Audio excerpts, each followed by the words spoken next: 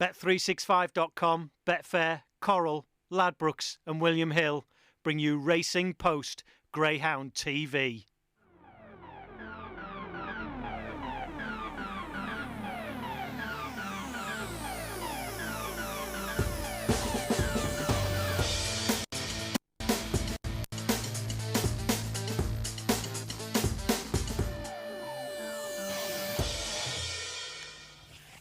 Good evening and welcome to Racing Post Greyhound Television. What a night we have got for you this evening. Get out those neeps and tatties. Get yourself some orange drink made from girders. It is Scottish Derby night. We've got JK and Daryl up there at Shawfield. And here, very pleased to say that we have got a debutant from the sponsors, the people who saved the Derby, of course, Ladbrokes, Richard Vernon. How are you? I'm good, Jason. You? Very well. Do you know, no one ever asks. That's a polite young man. You don't mind me calling you a young man, do you? Oh yeah, that's okay. But lots of good stuff from Ladbrokes tonight. You'll be running us through those later. And I know that you're a very, very decent tipster yourself. Well, some people have said, but let's see how tonight goes first. OK, more from Richard. Talking about decent tipsters. As I say, JK's up in Chicago. I'm kidding, of course. Bill, how are you? Hi, Jason. Yeah, I'm good, thanks. Yeah, looking forward to a cracking night. What a great night. Yeah, Scottish Derby on Racing Post TV. Fantastic. Good card at Crayford as well. Loads of opens at Shawfield. And, of course, loads of handicaps, which I understand Richard's an expert at. So we're looking forward to those. Looking forward. I've just got to ask you, Phil, before we move. Have you stolen your shoes off Mr. Ben? Yeah, thank you very much. Yeah, you know where they came from, Jason. These were courtesy of Star Sports. About the only thing I've ever got off a bookmaker. But thanks to Ben Keith, I'll say no more. OK, well, I tell you, I mentioned already that JK and Daryl are up at Shawfield. I think that we'll be able to hear from them. Well, that's where they want to be tonight by the Ladbrokes finish for the Ladbrokes Scottish Derby final, which is coming up live here on Racing Post TV at 9:15 tonight. We are so looking forward to this, JK. Oh, we're looking forward to it. It's one of the great races. I generally think that this is a Scottish Derby for the ages. The final is full of quality. Obviously, Ballymac is the favourite. He's supposedly going to take all the beatings tonight, if he traps, of course. Yeah, will he trap from trap one? But he has got a good record from the inside draw. But if he doesn't trap, there are other greyhounds in the race. He's going to be very short. He's going to be very, very hot favourite. But I think there are some people who will be prepared to take him on. And it's got a real international feel as well, this race tonight, of course, because we've got two representatives from Scotland. We've got an Irish runner in the race as well. It makes for a real good Scottish Derby final. It's a proper Scottish Derby final. Look, all the talk about there only being 3 heats, forget about all that now. We have got a great race and I can't wait for it. And make sure you come back and join us throughout the course of the evening. We'll be talking to all the trainers, all the connections with runners in the final, and 1 or 2 others as well, all live here from Shawfield. So come back and join us later.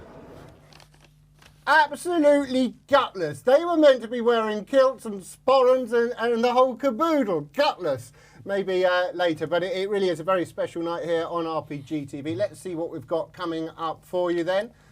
And of course, we have got Crayford tonight as well. 12 races there, decent races, 7:31 going through to 10:26. We've got, I think, 3 opens at Crayford tonight and Shawfield. 13 races, 7:25 through to 10:35. The highlight, of course, at 9:15, the Ladbrokes Scottish Derby final. We've also got the Rpgtv 500 and Stayers finals as well. One change to tell you about at Shawfield. In the 10:18, the original Trap 2 Geraint Man is out. Tully Murray Yogi comes in. So that's the one change at Shawfield. Now, do get in contact with us. Email rpgtv@racingpost.com. You can go via Twitter at rpgreyhounds, or of course, if you prefer, you can go via Facebook. Now, Trap Challenge, always popular. I imagine Trap 1's favourite. I've got 3 in the sweep, so I'm keen to see what... Oh, yeah, 6, that's about right. Could have been worse, I suppose. That's not right, those prices. Sorry. that's obviously... That's the Scottish Derby prices. Scottish Derby prices, yeah. So slight apology about that. That's the Trap Challenge. We'll get you those proper odds in a little while. But where's the money been going? 8:42 at Shawfield. No surprise after last week. Fire High Spec, 11 to 10 on from 11 to 10. That's with Hills. And in the 9:32 at Shawfield, Paradise Martini, 5 to 4 from 6 to 4 again with Hills. But it's those winners that we're after. Phil, Napa next best, please. OK, well, I'd like to have one at both meetings because I fancy a few across the card. But in the end, I've settled for Crayford. having originally fancied a couple at Shawfield, but I'm going for short strolls my nap in the 9:06 at Crayford. Just had a break. Was going through the motions a little bit. Had a break, had a rest. It's come back fantastic trial. Track 1 looks to me to be a bit of value in the top grade there. And Jim's Journey is the next best over 714 in the open there. The absence of Bugley's Binny, I can see this one cracking out and making all. Okay, and in the Trap Challenge? I'm going to go with the red. I think I saw a bit of 3-1 today. I might be wrong, but Trap 1 was my choice for the challenge. And the Flying 4, Fire Height Spec, who I think has got a fantastic chance, as everyone else does in the 842. I'm keen on Morefoot Maggie in the 858. That's my selection there. Ballymac-esky for the big one. Can't have anything else. And Paradise Martini for the 932. And finally, your lay of the day, please. Lay of the day, because I'm going with Morefoot Maggie, and you will be hearing Richard as well on that one in a moment. I'm going to lay Green Isle Giant, who may struggle to get a run. Brilliant. Richard, Napa next best, please. Yeah, I was going for a value nap. I thought there was a bit of value in opposing Green Isle Giant, so I went for Morefoot Maggie as my nap. I thought the 3 dog could get held up in running and 6 might be escape. And my next best, I went for Paradise Martini. I thought if he could find a better break this week, he could show me a clean pair of heels. And very quickly, your Trap Challenge, please. Again, I went for the 1 dog as well in the Trap Challenge. Okay. Now, I believe that we'll be able to go to Darryl soon enough at Shawfield. We'll do that. I'll just very quickly run through my selections. Paradise Martini, Lehman R. Mick is Napa next best. Trap Challenge, I've gone for Trap 5. Flying 4, Fire Height Spec, Morefoot Maggie, Ballymac S, Paradise Martini, Green Isle Giant is my lay of the day. We've got the betting through for our first. We can see that the 6 is favourite there, 9-4. We've got final 2, the 1. Phil, how did you see this? Well, first thing, let's just quickly point out, although a lot of people would have seen the show last week, that the handicaps at Shawfield are the flip the other way round. The scratch runner runs out of Track 1, so don't get called out on that. I know a few people emailed in about that last time out, but I'm going to go with the Morefoot Geordie in Track 1 greyhound here. It looks to have a decent make-up. Yeah, it's a bit of a lottery. We don't know these dogs, let's be fair, but certainly is a greyhound who wins races. I'll be interested to see how the 2 goes. I think there's about 5 of this litter on the card tonight, the Nadura litter, Hondo Black de Loire. And 3, I thought, run well last time out, looking at the form, but I'll go with the Red Jacket. Okay, Red Jacket for you then, Phil. Richard? Again, it's a bit of a lottery, these handicaps. There's not too much form to read. Come for on, me. you two. You're not going to get away with that all night. You've had plenty of time to do your homework. I've gone for the dog off the front, actually, the 6 dog, Linway Marina, so opposite opinions to Phil. Okay, and just to reiterate, good point made by Phil, it's the other way around to what we're used to, so 1 goes off scratch. Now, Harry Hastings, in early tonight, boys, Napa's Morefoot Maggie, agreeing with you, Richard, and I know you're keen on this as well, Phil. In the 858, favourite won't get the same run tonight. Trap Challenge, he's on track 1 at 3-1, so that was available. And we've also had some interesting tweets from a couple of greyhounds. TJ's Blue Hawk, obviously going tonight, and Jimmy Lolly. He's got his own Twitter account as well, or Twitter account, whatever you call it. Let's have a look at the market. Well, 2's just slightly drifted out. Those are your Betfair odds there, if you want to play that way. We've got your selections for this first. Richard, just in case people are looking and thinking, well, now they're looking at the dogs, but originally thought, who is this chap? Explain how you got into greyhound racing. I live 5 or 10 minutes away from Wimbledon Dog Track, so obviously that's my local track, and I've been going in my early teenage years, first of all with my mum, and then when I was sort of old enough to get myself down the track, I started going more regularly and sort of hardly missed a meeting when I was sort of getting the train or bus there. And you've owned greyhounds? Yeah, I was on it with mum and dad from a young age. I really wanted a greyhound, and they sort of said, well, when you can afford it yourself. So I won a certain amount of money and invested in my first greyhound when I was 17. Crikey. And the old programme we used to do, they used to run on that? Yeah, they used to run on there when Wimbledon was on there, of course. And we used the Lillywhite prefix. Because you're a Tottenham fan. Tottenham, no one can stop them. No. Saints almost did today. Let's look at the market where there is money for yours. So I think we saw this last week though at Shawfield. Compared to some of the tracks, Phil, the Betfair prices don't correlate as closely as they do at others. There is no correlation between what goes on in the Shawfield betting ring and anywhere else in the world. I've been up there a few times on Scottish Derby final night, and it's manic in that ring, and there can have been prices all day long in the paper and off course with the firms and on odds checker, and then when Billy King and the guys go up in the betting ring, it's totally unrelated, you know, and dogs that have been 3-1 in the day, they'll be clamouring to get on at 6-4 and 7-4 in the ring if there's a gamble. They just all steam in. So it's a fascinating place, it really is. Most certainly is. Jonas, he's a fascinating man. Nappet Shawfield, Green Isle Giant, and Ballymac Esky is his next bet. So presumably you're putting those in a double, Jonas.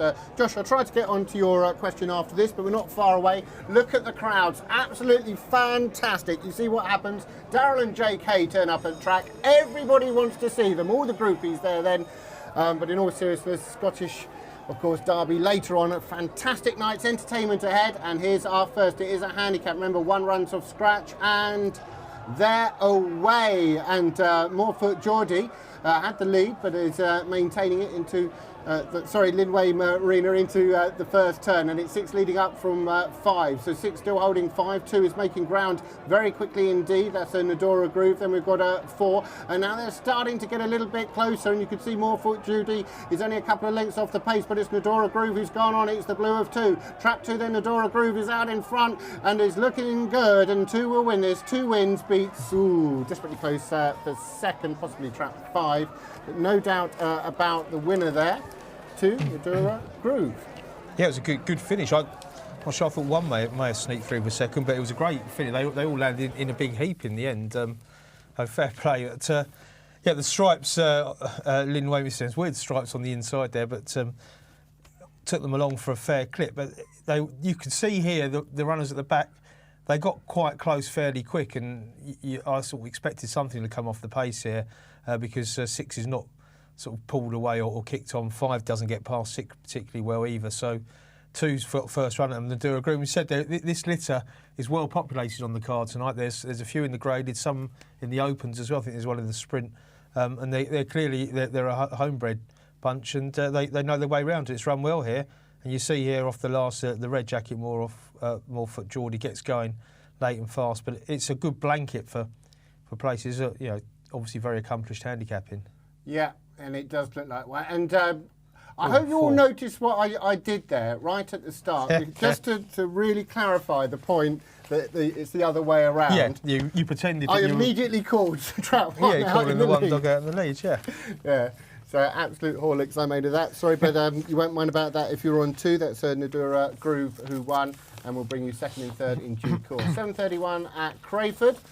Pretty open affair to start off here. We've got A6 Company. And 2-1 favourite is the 2 here. Richard, how did you see this? I've seen this 4 on a few times. He's not the best at the traps, but he's got really, really nice early pace. And I thought if he could trap it slightly better tonight, he might just escape and go far enough clear to hang on. 2's a big finisher, but it will need to come past 1 at some point. OK, thanks, that. And best of luck to Mr. Gatz, incidentally. He's an Appenite's jolly high in the 10-11, playing the forecast with Jim's Journey. But Phil, how did you see this? Yeah, I'm going with the 4 as well. Jason, as Richard said, not been trapping that well, keeps missing the up, but there's not massive early pace in this race at all. And if you look at the makeup of it, you can see 4 going around with a bit of a pitch. It's been as big as 7-2 earlier today, I saw, and obviously that looked a bit of value now. There's 3 puppies in the race on the outside. They're all still open to a bit of improvement. None of them have had that many races, but 4 look the most likely. If it could find its way around the bend, just handy enough, that's all. I don't think it necessarily has to lead, just turn with the pitch. Charlie Jones has been on, fancies the 6 here, and can give a shout out to his best mate, Morgan. Take it as read, Charlie, that's been done. Josh, just quickly ask both of you this. When you're looking at a race, how long on average would you say you spend on it, and what do you look for when deciding who you're going for? Well, obviously pace is the main thing, and the dog needs to be good enough to win the race. But draw is massive. You want to know where the dogs are going on the run up and at the traps, and then try and find the leader and try and get an angle on the race. Really, if there's a few front runners in a race, you might be looking for a finisher or the dog that's going to lead the fellow front runners. Excellent, thanks for that, Phil. Yeah, well, similar really. Yeah, I think early pace. It depends what track you're looking at. Obviously, the different factors are sort of more prevalent in different places, but early pace pretty much is key across the board, which is why you know, let's not keep harkening why those handicaps at Shawfield can be so hard, because you don't know who's going to lead them. Certainly the graded races at Shawfield level start. Again, they'll be interesting as well. But yeah, tracks like Crayford, where you've got sectional times, you've got the access to sort of hopefully watch some of them run, or you've seen them on here. You can formulate opinion. Sometimes I'll leave a race and come back to it. There was 1 or 2 tonight I thought were tough enough that I just put them down and walked away. But handicaps. Yeah, well, no, even at Crayford there was 1 or 2 where I couldn't make my mind up straight away. But it's always interesting to test yourself against the graders. Well, you've each made up your mind here, going for 4 late night man, 9 to 4 from 5 to 2. Yeah. You got any emails? Yeah, Phil? plenty of emails. Nice one. It's a bit too long to read it all out, but I do appreciate it from Nigel and Lizzie, who Nigel basically says they were ever present at home for 15 years. He was a punter, a kennel hand. He's lost faith in the sport. Then he found our channel, and now they're on nearly every night, and it really rekindled the interest to the point where they bought a share in Bubbly Lucky as well with the Champagne Club. So I want to say a big thank you to the channel and to Steve at the club. Says this show is the only thing on their TV these days. Oh, excellent. Wish I could say the same about the TV I've got at home. Absolute rubbish my wife puts on that. Here we are. Anyway, those are your Betfair odds. Remind us each you've gone for the 4 here. Bit of support, 9 to 4 from 5 to 2. Bit of money for that. And they've nibbled the 2 as well, who... I mean, obviously you would look at the 2 when you looked at this race, but just tends to leave it a little bit too late, and obviously it's one to keep an eye. You wouldn't want it sitting right behind you off the first turn, that's for sure. Hello to Jade Peb Jade. Thank you very much for your tweet. And Lister Marco, do you think it's 0.06 or 0.08 for me to start on the handicaps? Also great to see the True Scratch jacket, the red being used. It's working out the difference. Well, I mean, we always assume it's 0.8, but I don't know if they do it differently at Shawfield. That would surprise me. Well, someone who really does it differently is Kaylee. There she is. She's in fine form, as will Phil be, I am sure. Thank you, Jason. Here we go then for the first race of the night. Should let Richard do this, being a Ladbrokes man, shouldn't we? That's true. I wouldn't wish that on him. Good luck with your bets at home. A6 is the class. First race of the night at Crayford. Top action on its way all night long. And that's it, away we go. Well, 4 misses the kick, 3's pretty slow away, and 2, who normally comes from off the pace, is turning very handy indeed. 2 with the lead, 6 and 4 having a bit of a tussle in second spot. The Stripes, Clarendon Blackie, shows better middle speed and takes it up, but 2 is right there on the inside, Crenody Taz. And as they head to the final turn, surely the blue jacket is going to assert it. It does indeed. 2 pulls on the pressure and pulls away. 2 beats 6-4 in third. 2-6-4. 2-6-4. 2 wins 4 trap 2. 4 late 9 man never really got into it. The 2 though, Richard, certainly did. Cronody Taz. Yeah, I highlighted it as a big finisher before the race, and I thought it might have a bit of a problem getting round 1, but it took care of that at the traps. 4 was tardy away, that has been quite often recently. Showed his pace to the corner, but he wasn't quite able to get round. But the 2 was there. 6 has shown a bit of middle pace to the third bend, but I think it was never really going to go past the 2. It was pretty much all over out the boxes. Yeah. We were saying this 2 dog tends to leave it late. I've seen it run a couple of times. Well, it's turned in front here, so it was only a matter of when and how far, really. And those that supported it have never really had any qualms. It always looked like winning. The Taylor's been on. Evening, gentlemen. Very polite. First time tweeted due to Richard being on the show. Good to see him. I have missed him down the Don. And that's from the Taylor. Well, big thanks to you. Keep those tweets and emails coming in, but I'll have to read them after the break.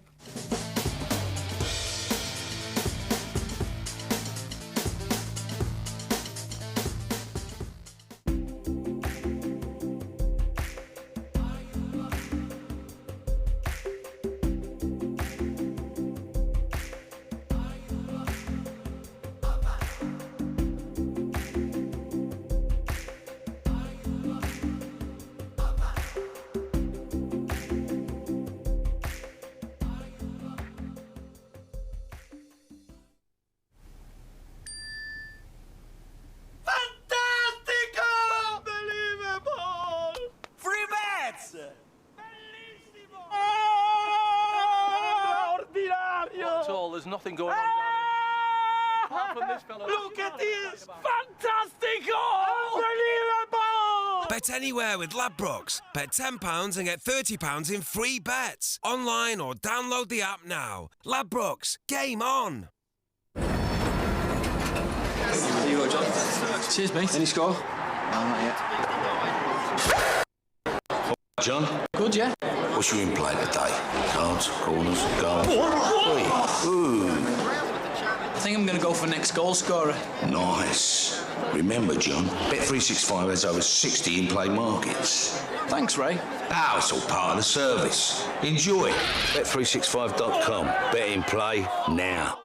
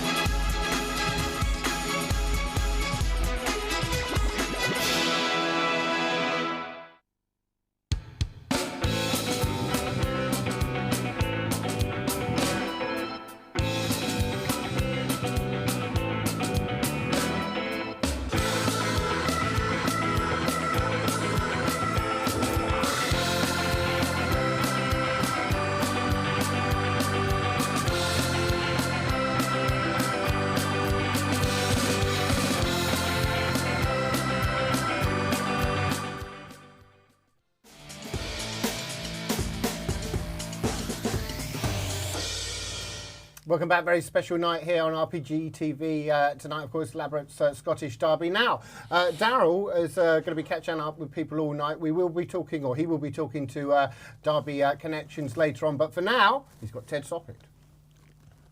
Well, Ted's got a terrific team tonight. You got chances in so many races, particularly the Calzaghe dogs. Whiz through them if you can. Davey in the puppy race. Yeah, lovely dog. Don't know what wrong with him last week, the week before at Coventry. I just don't know what went wrong. I still say he's as good as I've had, and I would say he's top draw. And Lily's been in great form, of course, in marathons, down to 670 here. Yeah, I thought the further north I would go, I'd get further away from Ballymac Swift. It's good thinking. But no, she's possibly the second best marathon runner in the country at present. It's a bit shorter distance, but I think she's got enough class. And what about Ballycannon Hope trying to reverse form in the 500 race? Again, I was very disappointed with him last week. I thought when he hit the front, the second bend, it was good night Vienna, but whether he ran a bit like that in his first race at Coventry, and his second race he was a different dog, so I'm hoping it's just he needs a run around the track, you know. You've got to fancy Calzaghe Jack's chances, Ted. Yeah, he's drawn well, and if he comes away last week, he'd never been round. I thought he would run it first time. Well, in that he's only beaten 6 lengths of Ballymac Esquire out of luck, you know. So, yeah, he's obviously a fear the four, and I fear them all. You know what I mean? You've got to respect the chances of all of the dogs. But yeah, he's got a good chance. We've gone through all but one, haven't we? We should talk about Naomi then, just to clear things up. 500-metre race. What do you think there? Well, I think if this bitch could start, she would be as good as anything in the country. But she's just not starting, and I think it's a confidence thing. I had her at Newcastle a couple of times and she started breaking, and if she broke in the same fashion, she'd be thereabouts, because she's got massive pace up the back, and she's a lovely bitch, and I think she deserves a little bit more than what she's getting recently. You've got a stack of chances. Give me the best of the night if you can.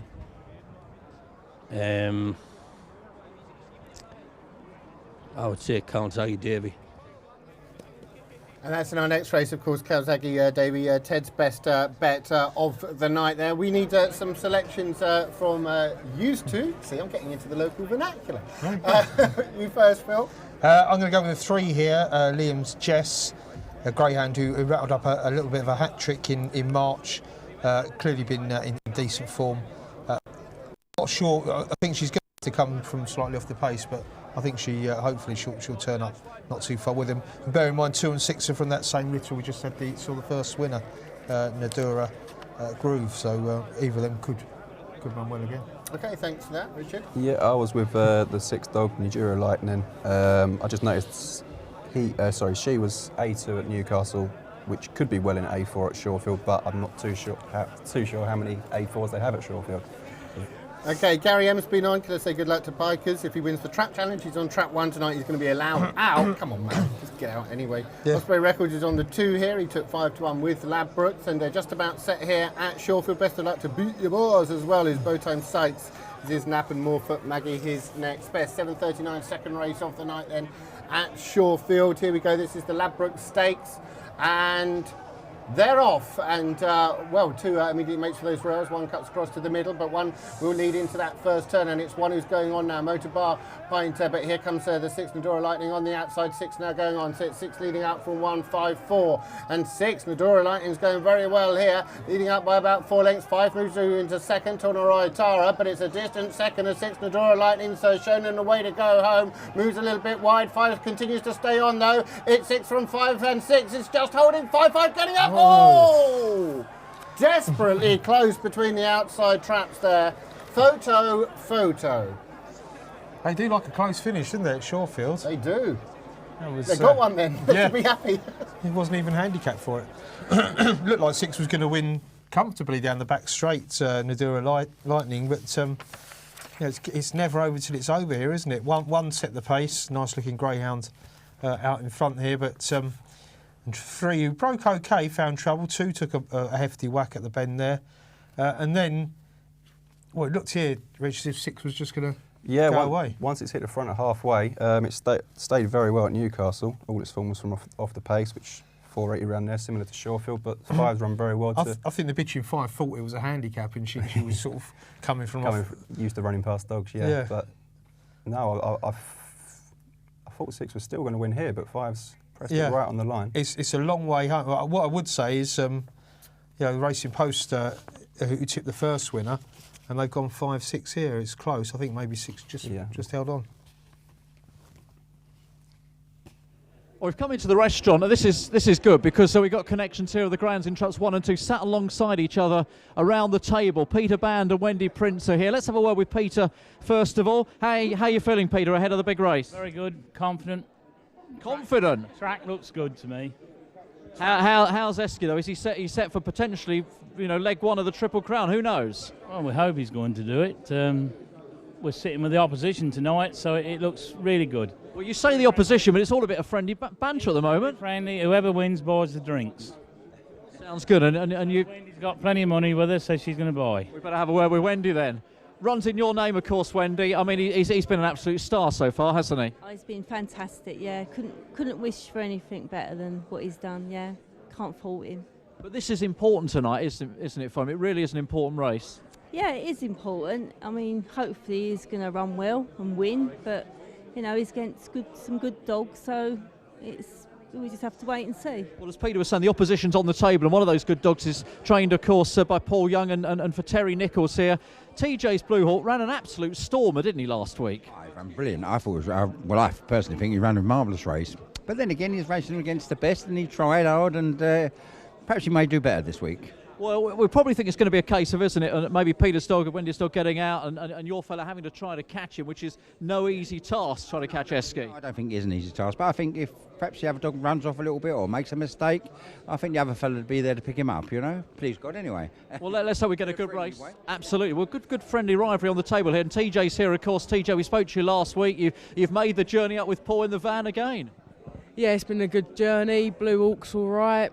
He's been an absolute star on the way here, but we're hoping to get a good race tonight.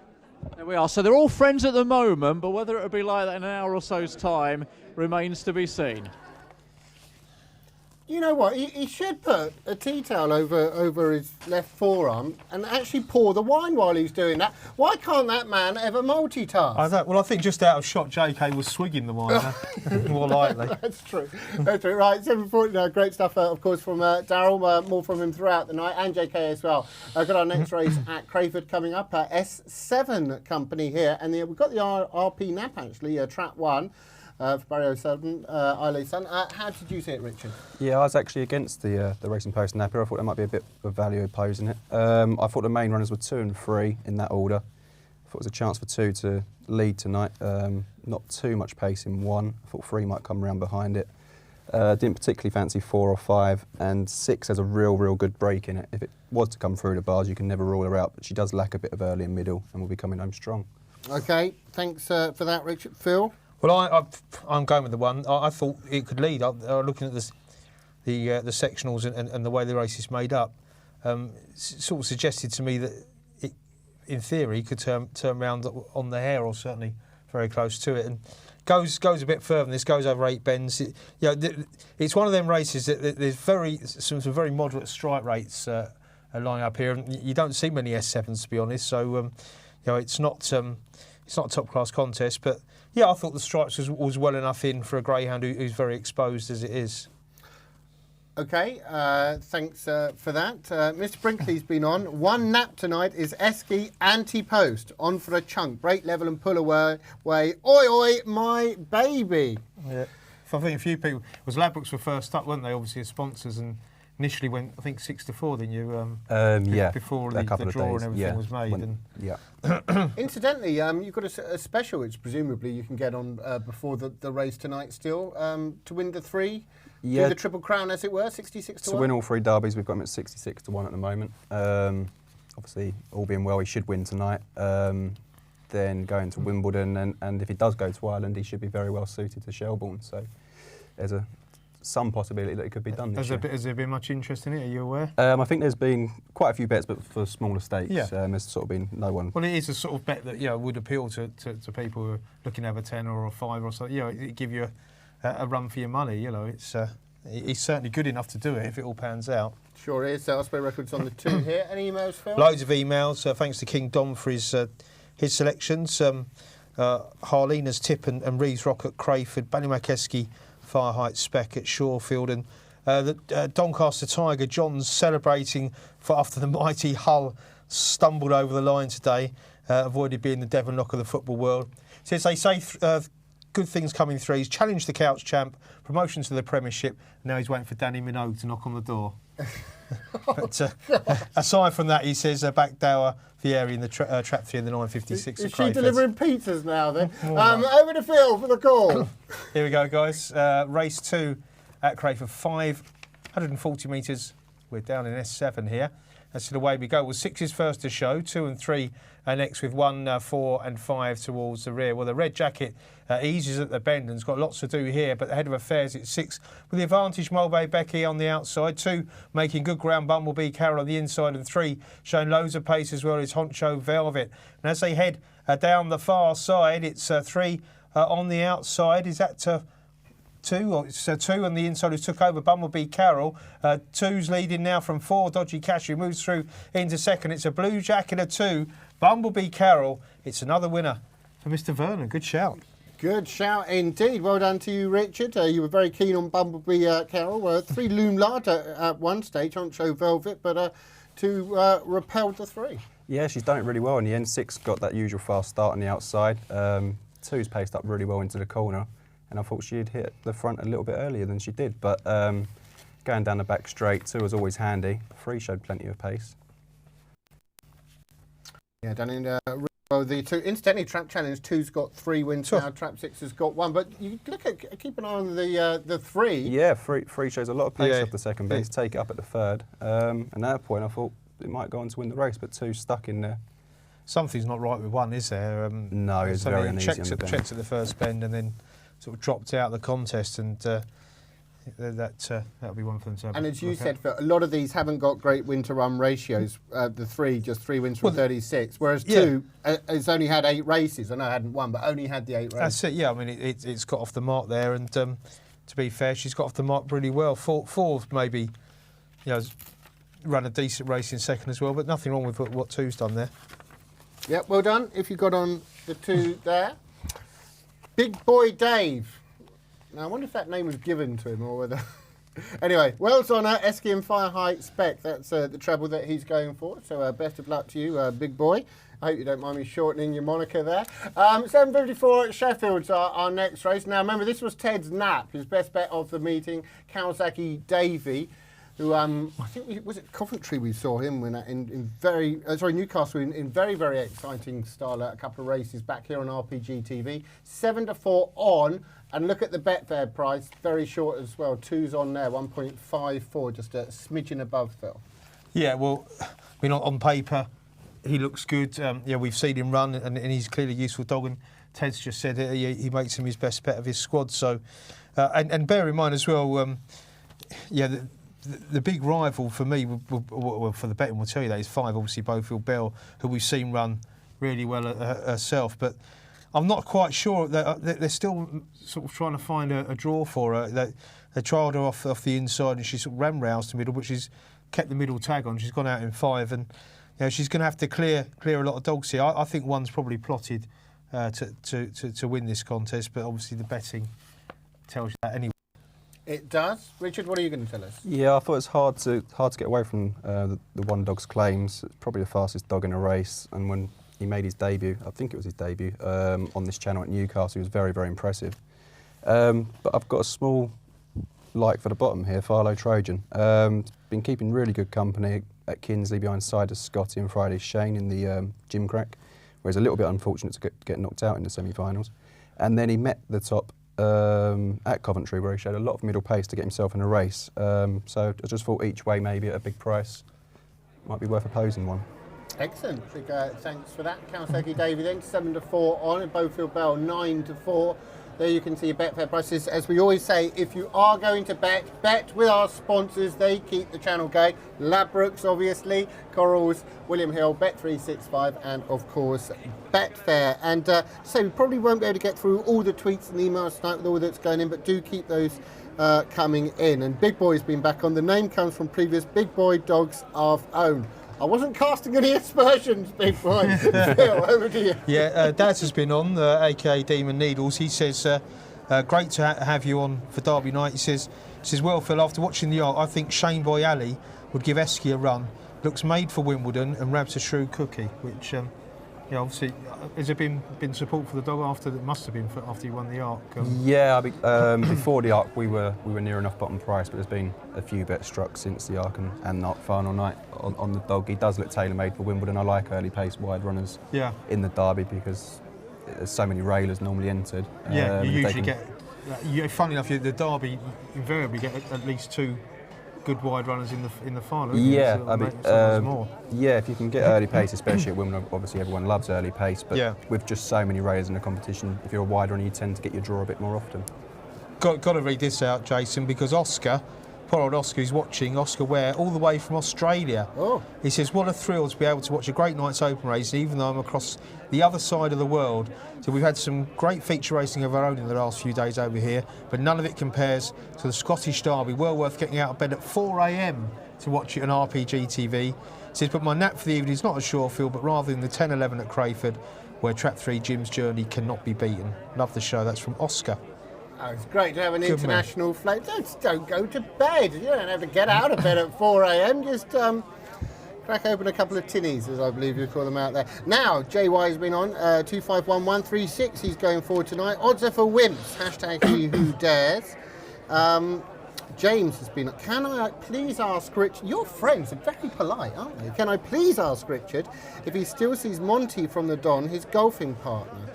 Was Monty your golfing partner? I've never been fortunate enough to play golf with Monty, but I've bumped into him a few times in betting shops, and he's still going about his business. Not the Monty. Not the Monty. No. I came out of the tube station at Morden one night a few years ago, quite late, and I thought I'm going to jump in the cab rather than get the bus, and it was Monty driving the cab. And anyone who knows Monty said, it was only a 15-minute journey, but he sat outside my house for another half hour talking. He likes to probably waiting for the fare, Phil. Until your wife couldn't work out how to get out the door without paying. Did he leave the meter on? Yeah, more than likely. Now, Kawasaki Davey, 7-4 on favourite. Not too many market moves actually, surprisingly going on really here. Bofield Bell 9-4. They do like to take a big bet at Shorefield, don't they? Yeah, absolutely. I mean, I've been up there and say Billy King, of course, is the track owner, promoter, whatever you like, and he bets in the main ring. I think he's got 2 pitches in the ring. His son bets there as well. And I've chatted with Billy after Scottish Derby final night, and all he wants to do, he said, is get the favourite and maybe the second favourite in the book. He's not interested in laying outsiders. a lot of the outsiders, the prices don't drift there. But he wants to stand the favourites all night long. So this card will be made for him in terms of his trading, because there's quite a few short ones. Yeah, and most certainly is, including in this race. Kawasaki Davy, we heard from Ted Soppett, his best bet of the night, and so impressive when seen here beating Paradise Martini, of course, who runs later on. There's the crowd then, the expectant crowd. Here we are, the Ladbrokes 480 Puppy coming up. Best of luck to you, however you've played, and they are away, and well, 2 was very sluggishly away. I hope he's okay actually, but it's 6 and 1 who are going on. Didn't get the cleanest of runs there, Kawasaki Davy, and it's 6 Philo Trojan who's out in front, leading up to the 3-corner. Giovanni, then we've got Kawasaki Davy back there in 3rd place, but it's 6 who's gone on by a couple of lengths. Here comes Davy now though, into 2nd place, but it's Philo Trojan who's out in front. Kawasaki Davy in hot pursuit, 6 still out in front. Here comes Davy, 6 still holding 1, 6 will win, 6-1. Possibly 5, and no doubt about the winner, 6 Philo Trojan for Craig Dawson. And Richard Vernon, what a great tip. You're on fire. Is that 3 in a row? That's 3 in a row, yeah. He's on fire. Owned by Miss Kay Howie. Try and get about the owners if we can. But well done to you, Richard. Yeah, as I say, the dog's been keeping really high company at Kinsley during the gym crack. Behind side is Scotty and Friday Shane, 2 of the faster puppies in the country. He's broke a bit better tonight, and his early pace has allowed him to chop the corner, and I don't think the dog's led round before. One's found a little bit of trouble in behind. It's had taken a little while to get past the 3, but no, 6 has done it well. Do you know, you've just got the highest accolade I've ever heard on this sofa. Bev said he's good, isn't he? Yeah. Well, beginner's luck. Actually, she said, ain't he? You sound a bit like Eliza Doolittle, but I've cleaned it up because I know what a polite person you are. But was impressive. That's for sure. And it's as far as Trap Challenge is concerned, 3 wins for 2, 2 wins for 6. Now, big racer of the night, of course, undoubtedly is the Ladbrokes Scottish Derby. We're going to look back to last week now and see Ballymac Esky's brilliant performance, winning the heat from TJ's Blue Hawk. Yeah, he's just broken. He's trapping really well. He's had two races this year, and he smashed out the boxes both times. And people might look at this and say, well, he's led, yet he's only won by 3 parts to a length. But of course, TJ's Blue Hawk. We've seen his style of running. He's a strong, really strong dog who, most dogs he would have picked up from where he's turned. So I think it was an exceptional effort by Esky to hold on, and a great run from the runner-up as well. Sorry, how pleased were you with his performance last week, Ballymac Esky? A good run last week, yes. It come out well, really well, showing a good pace. Fastest time of the night, yeah. Great run. A lot of people have talked about Trap 1 tonight, but when you look through the stats, he's got a fantastic record in red. Yeah, he's a railer, so, on the inside, that's good. So you're not worried at all? No. He gets out tonight. It's probably his race for the taking. If he weren't to trap so quickly, I mean, how difficult does that make it?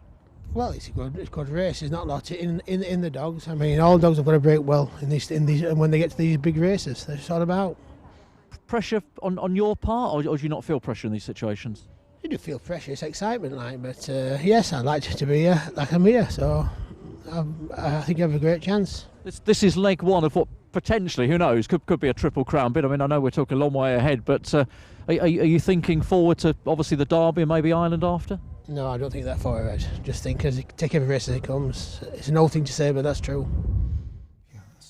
It's great to hear from Barry there. Now, 8:02 at Crayford. This is the John O'Reilly 70th birthday steak. So happy birthday to you, John O'Reilly. It's probably pronounced, but yeah, 70th birthday. Hopefully, we'll see a presentation later on. Now, 5-2 is Darkened Spell. It's 3-1 Harlina's Tip for Somi Lover. 7-2, 4's the 3, 5-1 the 4 and the 5. Some of those prices need to drift out, and they do at Crayford. Regular viewers will know that. You don't have to be a regular viewer just tonight to know, though, that Richard is an ace tipster. Now, who's going to win this? As I say, it's early days yet. Just a little plug for the bottom. Darkened Spell, that's actually a Ladbrokes owned dog. A few of us up at head office own a few shares. But this is also Harlina's Tip's 100th race tonight, so she looks like she's been given a chance here. Bit of pace around her, but if she managed to lead the corner, I think she could win. If there was a bit of trouble inside, I think Darkened Spell in 6 could take advantage. OK, thanks for that, Phil. Well, yet again, a tightly graded contest. I spoke to Danny Raymond today, the Crayford racing manager, and asked him for... Yeah, I phoned him by mistake. I was trying to phone Danny Jordan, who works for Coral, and I thought, all right, Danny, I've got you on the phone, mark my card for Crayford. He said, don't know, wouldn't even know where to go with some of these graded races.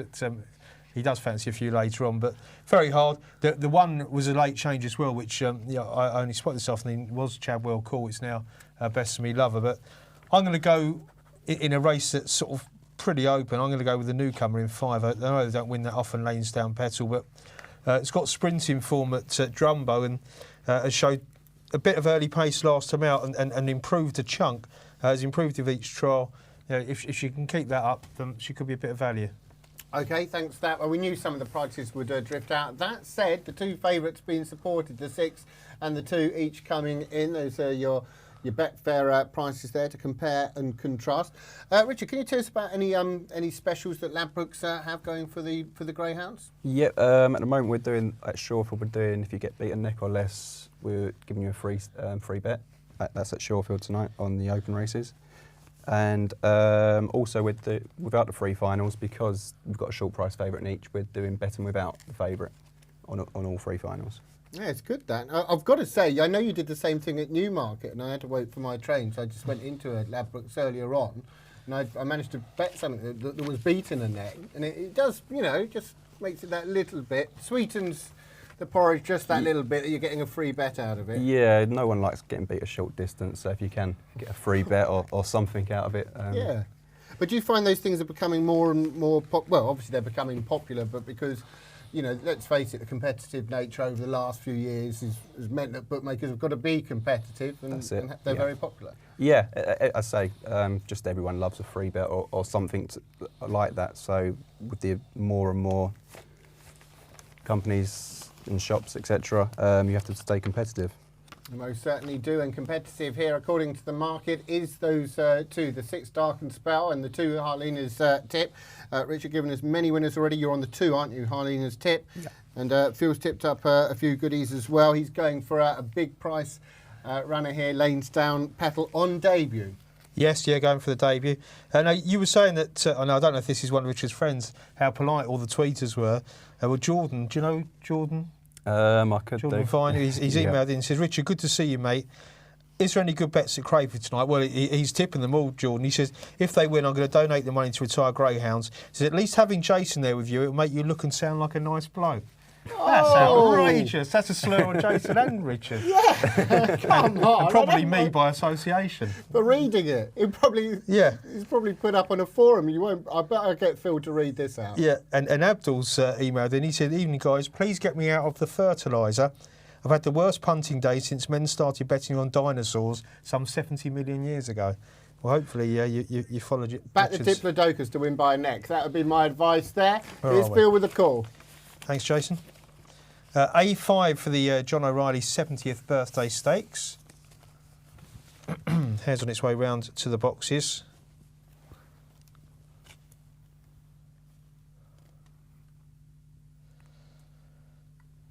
There it is.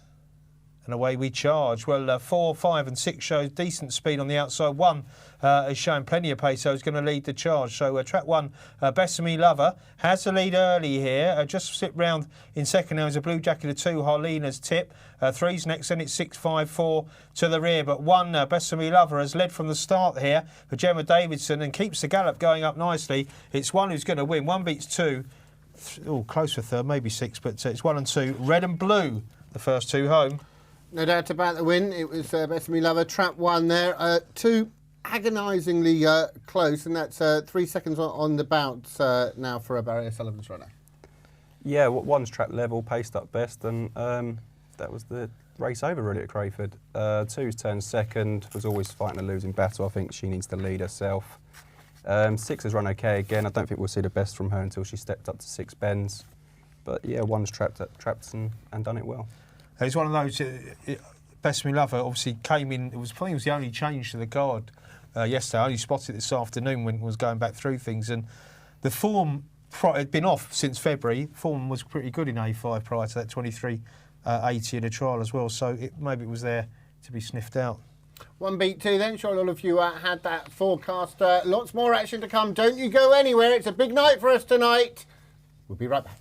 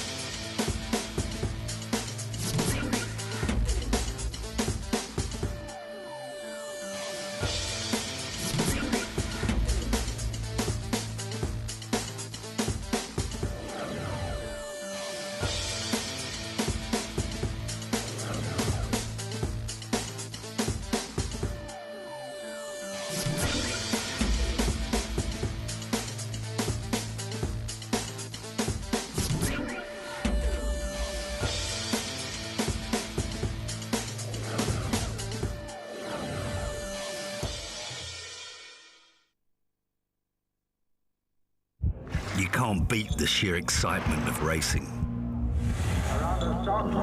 The build-up, the anticipation, the sound, the drama, the nail-biting tension as you will your horse on.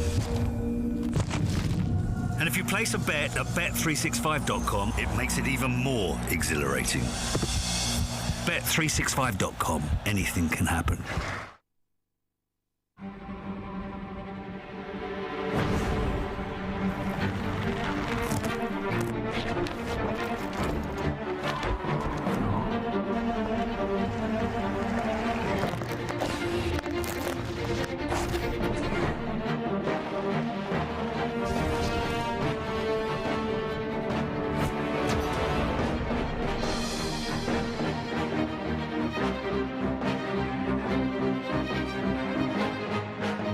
Sign up now for your free bet.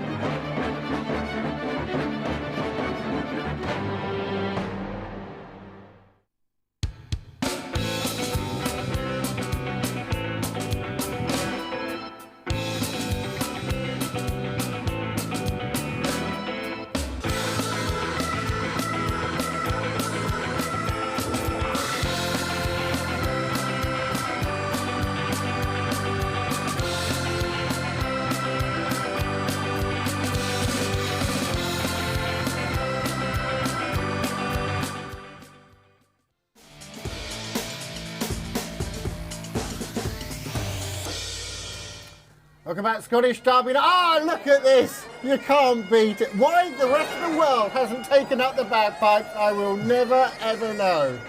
He's like the Pied Piper of Shawfield, isn't he? And I'll tell you what, at least two of the three, if you were attracted, you would take them up, wouldn't you, Phil? Yeah. I've actually had a drink with one of them, but unfortunately it's a fellow with the bagpipes. His name's Ian. He's there every year. Oh, great to see. Really good to see. We've got an excellent race coming up as well now at Shawfield. World's Honour was very, very impressive last week, and you can see his even money there. We'll be able to look at World's Honour. In fact, so impressive last week, and I believe Ladbrokes went top price this morning, 5-4, but obliterated the field.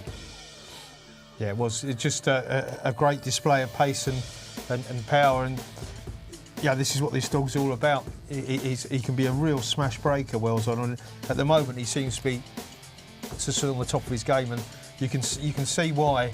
You know, he's well respected. He's actually just gone a shade of odds on here, but it's a good race. You know, the likes of Banny Mac Jones, who chased Wells on home, has got some good form on his CV from sort of obviously down south, and also will have sort of benefited from the look round. But on that evidence, sort of picks himself, doesn't he? OK, Phil. You mentioned earlier on that you were going, Richard, 5-4, Ladbrokes. Yeah, although we were top price. Again, I'm the same as Phil. You just saw the footage there where he met 1, 3 and 6 all last week, and it's hard to see how they really turned the form around. I thought 6 showed good early last week. Maybe if 5 wasn't to be quite as good at the start, 6 might take advantage. And this is from another one from that same litter. They've had 2 winners tonight, haven't they, in the graded races? This Nadura bunch, and yeah, they're all running well, seemingly. Oh yeah, it's like the Nolan sisters, very talented family. Apuesta Galgos, we had the Australian on earlier on. This is the very kind Spaniard who sent Julie and I a mug each. Oi oi, Basomi lover, love, love, love, haha, fantastic, spectacular, I love you, RPG TV. Beautiful. I just picture him with 2 great big jugs of sangria all the time. Top man. As is Tellboy, I had a baby girl born yesterday, now hoping for a few winners to get us some nice presents. Fire Heights Spec and Paradise Martini. You've got to respect a man who has a child one day and is gambling the next. Yeah, fantastic. Well, the owners have emailed in Romeo Alliance, of course, JK has tipped up, or JFK as they call him here, has tipped up in the paper today. So all the owners apparently are golfing in the Algarve and watching the show from the clubhouse. So we'll say hello to you guys, the 3 amigos. One of the owners' daughters apparently is there at Shawfield to represent us, and that's Emma. That's Romeo Alliance, runs a bit later. So that's Australia, Spain and Portugal we've had now. We're covering all the bases. Anyone else? We continue this. And Jonas, he's from one of the Scandinavian countries, I can never remember which. Wells Honour though, 5-4 on now, is the favourite, but was so impressive. You can see a smidgen over even money on Betfair there, 2.1. This is the Ladbrokes Sprint. Ladbrokes, of course, have sponsored so many races tonight, including the big one, the Scottish Derby. That's at 9:15. But here we are then. Wells Honour, short price favourite, goes from trap 5, 300 metres. And they're away, and 6. Nadora Cormac has started best of all, leading up to Alton Ender, and then we have Wells Honour back in 3rd place, but 6. This is a handy advantage. 5 Wells Honour moves through into 2nd place. 6 from 5 outside traps again. Nadora Cormac's out there in front, will stay there. 6 wins, beats 5 and 1. Nadora Cormac. What a litter! What a night! They're fly. They're better than the Nolan sisters now. Yeah. Crikey. Could be the Osmonds. No, fantastic, really good performances, and just didn't give them any chance. 6 boxes open. It was the first show, first face to show. The others all broke in a sort of a bit of a heap, and the Stripes was away and gone. And they're having a great night at the kennel, aren't they? This is fantastic. 3 winners on Scottish Derby final night for a local setup, and this one's one on merit, no doubt about it. 5 didn't trap as well as he could. Gave 6 all the advantage and then had too much to do. So, yeah, well done to Team Nadura. Yeah, it's absolutely incredible. If you're just following those tonight, you're having a very, very good time of it indeed. Now we're going to have a look at the second heat now of the Scottish Derby. And, well, talking about talented litters, Greenwell Lark's going to win this. Of course, Greenwell Mentor qualifies as well in the next heat, but this was a Greenwell Lark winning from trap 6, beating Mags Gamble. Yeah, so yeah, good performance yet again, and Mags Gamble, of course. You know, a lot of people are looking at this dog, or JK, of course, in the paper today, and suggested, you know, if he finds his trapping boots a little bit better, he could be the one to give Esky most to do. But you know, credit the bitch in front. She's just run a game, genuine race, and broke so well. Well, we know Mags Gamble had a fantastic year last year, but could he win the Scottish Derby tonight? Well, let's ask his owners who are with me now. Kevin, he's in another big final. Yes, I'd love to think you could. I'd love to see him win it. Love to see him win it. He's more than capable of doing it on the night. That's what we gets a good run. He's more than capable of doing it. We know he's capable of getting out, of course, a lot quicker than he has done last week. He's one of the dogs again where he's run the track previously, but he's a dog that warms to the track the more times he runs. So hopefully this is the second or third time he's run around local. So let's hope he hits the pins tonight. We're in there with a chance. We're delighted to see you here, Keith, as well. I know we've missed you, not been too well, but it's good to see you here tonight. Getting back to normal now, but I think the track looks perfect for him tonight. Like, I think he'll ping out, because I'm here, he'll win. I was going to say, but I mean, you know, it'd be a great tonic, obviously, for yourself if he could pull it off. It'll lift you up. It'll lift you great. Like, it would be brilliant if he could win. Like, and I honestly think he's got a good chance tonight. Like, just tell us about this dog, because he must be a fantastic greyhound to own. He's like a pet, isn't he? He's a lovely dog. Yeah, very lovely dog. You've got to see him. Well, you'll see yourself when if he wins, he's on the podium. He's like his tail's going all the time. Loves the attention. And I think the advantage tonight might be the noise, because he loves the noise. So So we just needed to get out those boxes, and who knows, guys, it could be the race. He reacts to the atmosphere. He likes the atmosphere, so let's hope that he reacts tonight. We wish you well for a big run. Thank you. Yeah, best of them, luck to them later, of course, with Mags Gamble in the big one. We've got the 8:18 at Crayford coming up, and we'll look at the market here. 9-4 Backdoor Larry, Limone Mick, my next best, is there as well. 9-4 joint favourite. We've got 7-2 KT's Request, and bigger prices, obviously, the other three. Richard? Yeah, I thought this was quite a tough race. I've just gone with a 1 on the draw. Just thought he might trap level and sort of bend them off at the corner. I just noticed that 5 was top grade at Newcastle, which we all know is a very good standard. So A2 round Crayford, he could still be quite well in. Okay, Phil? I'm with you, Jason. So that's scuppered that one, hasn't it? Lay Monet Mick. Lay Monet Mick. No, this is a nice pup. It's got some decent form. The last couple of wins recently have been ultra impressive. Yes, he's gone through the grades a bit, but I thought he was a little bit unlucky last time out and showed loads of speed in behind. There's lots of potential leaders here. I mean, the 6 can really smash out sometimes, Katie's Request. If she does that, then she's a big player here if she can clear 5, but that's not guaranteed. So yeah, I thought the safest bet was the white, really. So yeah, I'm with you, Jace. Yeah, I thought he was really impressive. Couple of efforts in A4 and A3. Admittedly, it's A2, but he said missed the break last time out, Phil. And well, hopefully put in a big effort. Just looking at Betfair, though, better fancied is Backdoor Larry. Richard's selection there for the Brewers Syndicate. Limone Mick, incidentally owned by Mr. Arnold. So better luck to them. And look at this money coming. Richard, they're following you already, right? At first, people were a bit tentative, didn't quite know you. Now they know you. You've tipped up the 1 into 2-1. Well, it's none of my money, but yeah, if they want to start following, by all means. But let's see how we go. Okay, any... yeah, I've got a question for Richard, actually. Peter emailed in. He said, hi, Richard, you work for Ladbrokes on the dogs. Presumably, you watch the dogs run and you keep up with the form. He said, is there any useful methods or spreadsheets, for example, that you could use to make it more manageable? He says, I follow Romford, Crayford and Monmore, find it hard to keep up to date with all the form. Can you recommend anything that might help? I don't write anything down myself, but people do write stuff down. Everyone's just got their own way of going about things. I'm more of a video watcher. I mean, I assume you concentrate more on opens, do you, or do you have to price upgraded races? Yeah, at the moment for Ladbrokes, I concentrate on opens, but for myself, I still, as it's my local track, I still keep up to date with the form at Wimbledon. So Wimbledon will be my graded track, and then I suppose 2 meetings a week is not so. That's it. It's very manageable with the opens on top.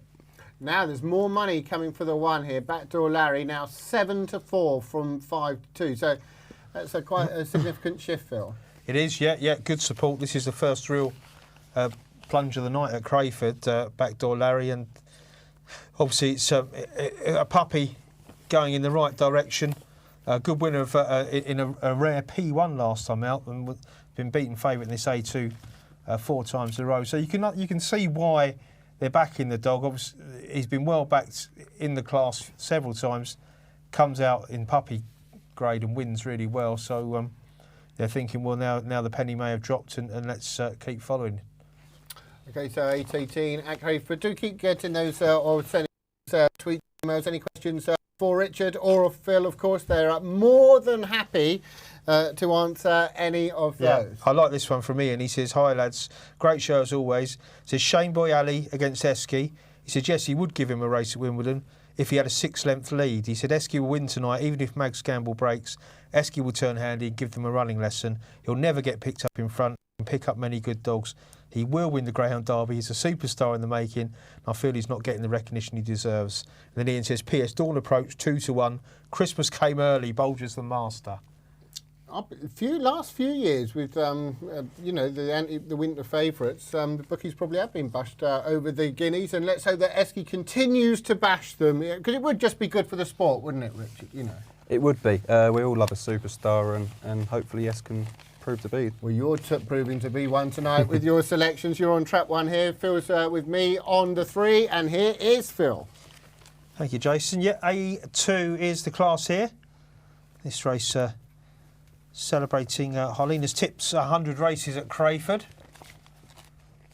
But here we go for this action here.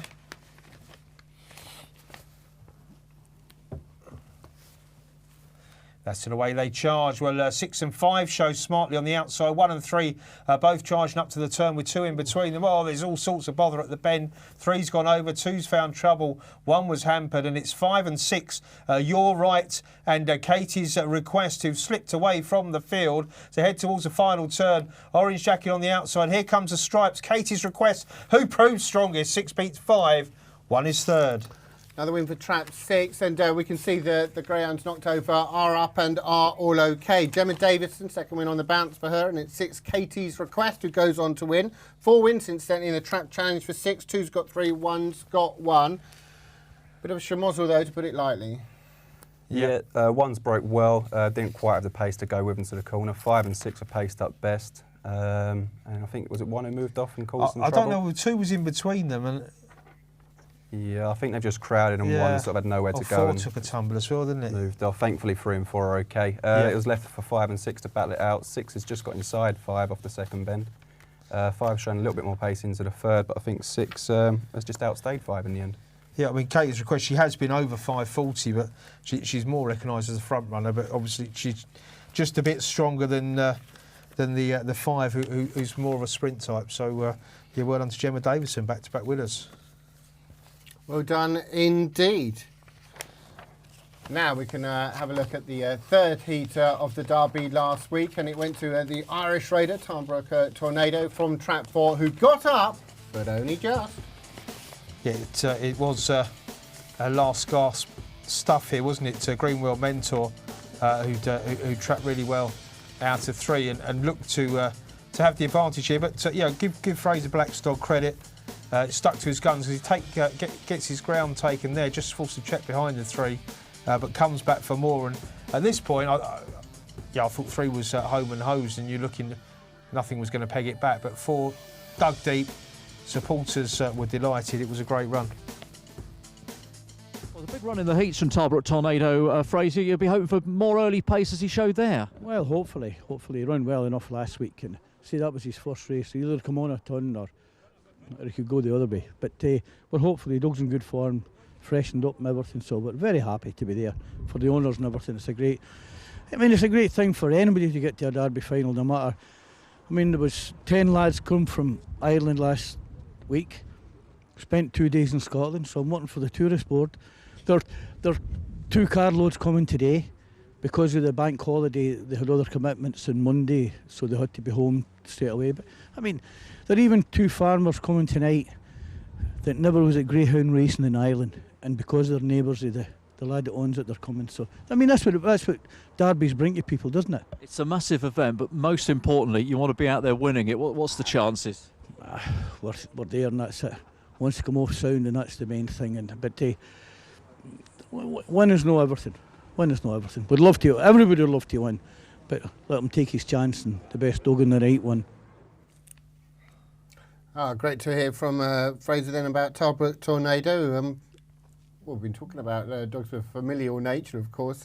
Skywalker Puma won the Irish Derby. Yeah, well related, yeah, definitely. Yeah. Brother of. Now, A26 at Shawfield is our next race, and we can see we've got another shorty. They're not all going in tonight, though, by any stretch of the imagination. Kawasaki Lily for Ted Soppett is 2's on at the moment. In single finger prices, we've got Swift Snoop Dog, the 3, and also the 6 Glenside Jen. Phil.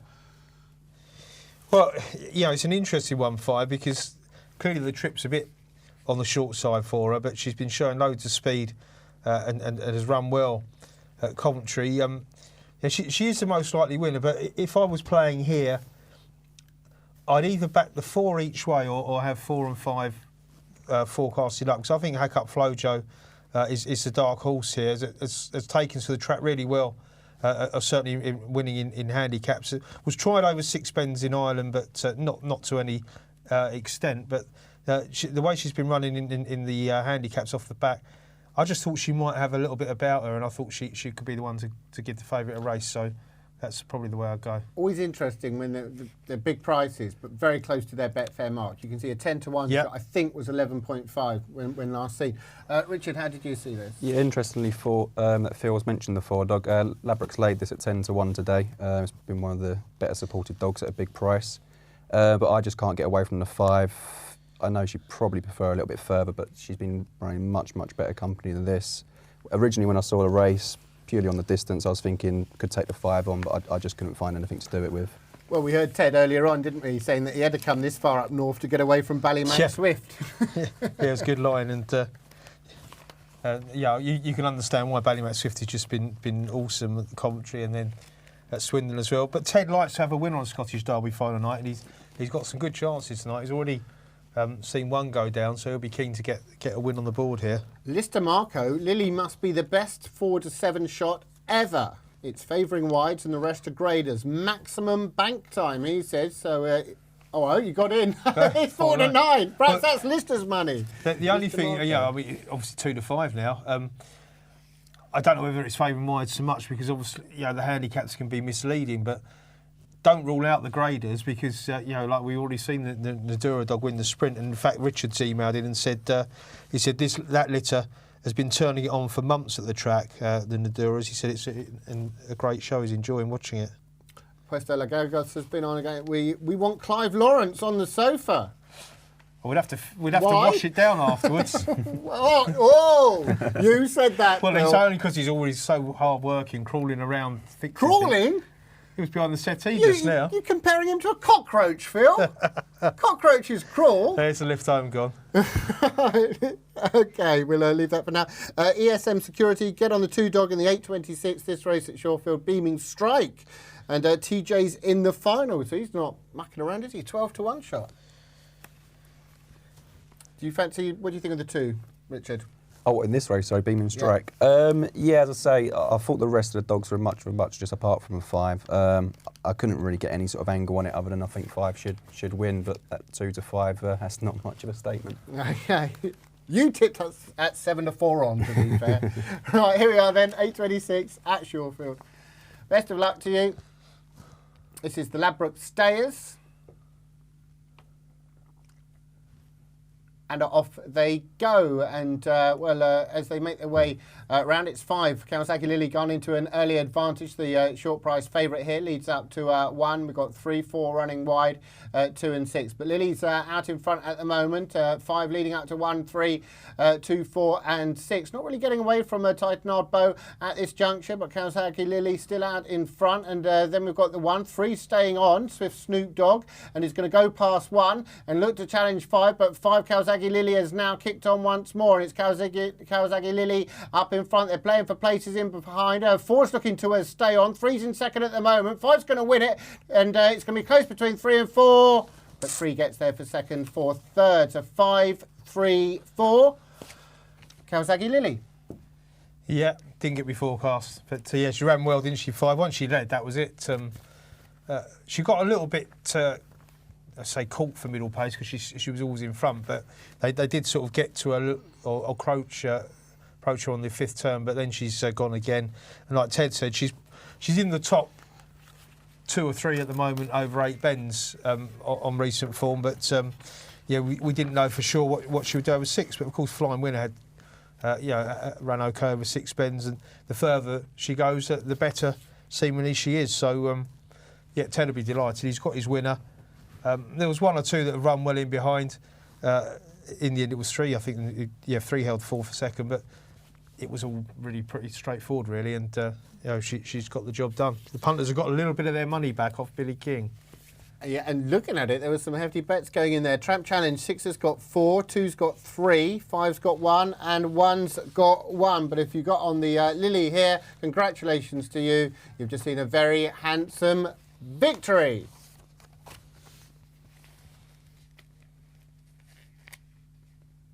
Well, Ladbrokes, of course, sponsor the Scottish Derby. Now, we've bumped into Gordon Bissett, who's here in the restaurant. Atmosphere's building wonderfully, Gordon. It is terrific, but it always is. The Scottish Derby has got a real bit of presence about it, and the atmosphere is always fantastic. And from a Ladbrokes point of view, you must be delighted with the final this evening. Well, we've got one of the real superstars in the making, I think, in Ballymac Esky. And we've got a punter's favourite here in Mags Gamble, which won so well recently at Newcastle and has already won so well at Monmore. So, yeah, I think we've got a real cracking race. Could be quite a race later. Let's have a quick word with Terry Corden from Nottingham. Of course, he's just around here as well. Terry, I know you're a regular at all these big derbies, and they're so important, aren't they, the derbies? Very much so, Darryl. They're very entertaining, good for the game. As you say, we try to meet up at the three great main derbies, English, Irish and Scottish derby, and we're delighted to be here again. Thankfully for Ladbrokes sponsorship. And are you cheering loud for Ballymac Esky tonight, or do you see a surprise result? I was just commenting to young Billy King that Ballymac when he ran at Nottingham, I thought he ran the best race I've seen for a long, long time, and he would be my favourite. And very short price, but again, you know, I think he'll win. Well, he could be a champion in the making, of course. And Kevin, we need greyhounds like that, don't we? Like Ballymac Esky, to keep everybody so enthusiastic about the sport. Yeah, definitely. I mean, the better the dog, the better the attendance, more spectacle. And the final tonight, to think it was only 18 dogs to start, it's a super, super final. You know, real quality, real quality. And important that races like the Scottish Derby, of course, that we do get right behind them, because at the end of the day, they're classics. We've got a potential Triple Crown winner in the making here. Well, I'm not certain that would ever happen, but a bit like horse racing, the same thing. But yeah, you have to get behind the derbies, and you know, it's great when you come racing to different places and you see lots of the same faces. There's still a big crowd that want to see good dogs, and they'll travel all over the country to see them. Well, certainly the case tonight. Gentlemen, thank you very much, and I know they're going to enjoy the Derby final, and we certainly are. Make sure you're watching with us at 9:15. Yeah, we certainly will be, Darryl. We hope that people are at home as well. No watching The Voice. No watching that part of... Anyway, we'll move on. 8:34, Crayford Bookmakers Maiden Stakes. Burgess Land's the hot pot here for Julie Luckhurst, who she co-hosts with Mr. Dunn. Quite short, actually, very short, really. You can see a 5-4 shot there. We've got next best in at 7-2, Droopy Celeb. 4's the 2s, 5's the 1, 6's the 3, 10's the 5. Richard, how do you see it? Yeah, it's a bit short and I would like to take myself, but I couldn't oppose a 6 here. It looks a real good thing to me. Probably the best bet on the card at Crayford. Yeah, I think he'll lead all the way. 4's a little bit one-paced over this trip. Probably the main danger on the form. I just think 6 will be out and gone. 3's an interesting runner from Wimbledon, but I'd prefer it if it had come here from a trial. Been showing good pace in A2s and A1s. And the 2, another local dog. It doesn't tend to break very well, but it's got plenty of pace to the corner. Yeah, Ricky's got a few going at Crayford tonight, 2 in this race, obviously Westway Triangle and Westmead Rocky. How did you see it, Phil? Yeah, I'm with the Stripes. It's actually the first leg of my Crayford Trixie tonight that I played. And 2-1 earlier today, I thought was very fair indeed. A lot shorter at the track. Yeah, you sort of expect that anyway. The dog's very exposed in terms of ability, and it's a very useful dog. You know, first 12 times from 25 starts, that tells its own story when the dog's been running in top grade and obviously in open class. And they found a really nice sort of opportunity, and he's got his draw. You just expect him to win. OK, thanks. Just to remind you, our next race at Shawfield, we've got one of the first of our big finals coming up tonight, the Rpgtv 500 final. Fire Height Spec will be a very, very short price for that. So that's coming up after this next race at Crayford, where it's happened again, Rich. You speak, the punters listen. Look at this. Burgess Lad, 5-4, not going anywhere, quite happy. You open up your gob, 11-10. Oh, what can I say? No, Phil's right. It was 2-1 early in the day. I'd have bet it at that price myself, but 11-10 is a little bit on the short side for me. OK, thanks. Billy Brennan, thanks for this. Malbay Fanta wins at Wimbledon, 28-59. Yeah, old Billy. Yeah, he was in one of the. I think it's 2 trial stakes there tonight. Yeah, looked to have a good chance. I think Alien Planet will be short for the other one, but he had a good opportunity. Birthday shout here. Hi lads, great show as always. Me and my dad Keith and Jerry are watching again. Joined on our couch with Gary, Sharon, Beth and Sam, and it's Sam's birthday today. could you please give her a shout out from all of us? And come on, Mags Gamble, they say, our nap of the night. Now, I've got to just give out a big special hello to Elaine. Elaine, I ran into, well, presumably your husband and son at Hove the other night, Not in your car, and no. Neil, and listen to this. They saved me having to pay for a taxi. Everyone knows how tight they are, and they gave me a lift to the station. Oh. Admittedly, they got lost and the sat-nav wasn't working and I could have walked quicker. But Paul and Neil, you're absolute superstars. I know Elaine's a big fan of the show, so hello to Elaine and a big thanks for the other night. They took a big risk, didn't they? What? What do you think I was going to do? Well, go home with them and refuse to leave, more likely. Stay the night. Yeah, teacher. Right, Springwood Alley is Borowati's first bet of the night. He's going for 6-2 for a saver. ASM Security's been on as well. So my double's gone lots of laughs. I'm on 5-6 straight forecast in this race here. There's Kaylee, here's Phil. Thanks, Jason. Yeah, the five's quite interesting. Brainmore Speed could be a dark horse stepping up in trip here, but the money's been on the bottom as the hair spins around. The Stripes is the favourite. Away we go, and pops out OK, Burgess Lad. He's going to have an early advantage as they go around the first turn. The Stripes with the lead. Bit of trouble towards the rear. 5 is out the back door. 2, Springwood Alley turns second as 6 swings wide on the track, but just about leads across the sectional mark. Now 2 gets inside 6 and gives him a nudge, and 2, Springwood Alley has the lead here. 6, Burgess Lad is still there on the outside, but work to do now. 1 sits in third as 2, Springwood Alley, informed greyhound for Barry O'Sullivan, leads to the final turn. It's 2 with the lead, 6 on the outside, and every chance, but looks like the blue maybe just going to see it off. 2 beats 6, 1 in third. Well, it was the 2 traps of the night, traps 2 and 6, 8 wins between them now, just 2 for all the others. You would have been happy with Burgess Lad. I was delighted when the boxes opened. Yeah, as I say, no, everyone who was on 6 would be very happy when the boxes open. That's probably a slightly better break than 2 normally gets, but no excuses for 6 whatsoever. 2's just shown better pace into the third corner. I think that was the important part of the race, was who made the third bend here. 6 has tried to come across 2, but 2's just got inside enough to get past. Billy Brennan's just been on. Just to quickly put it in there, Alien Planet has won at Wimbledon. No time yet. So big thanks, Billy. But with the winners out in front here at this stage, Springwood Alley, so we know how this is going to finish. Lister Marco, interesting. My last tweet tonight, you can tweet again, but it's looking time to lay Esky. If this wide bias continues, Lily leading means will Rayla win tonight? So used to say in exam papers, discuss. But we'll have to discuss that after a break, which we've got coming up.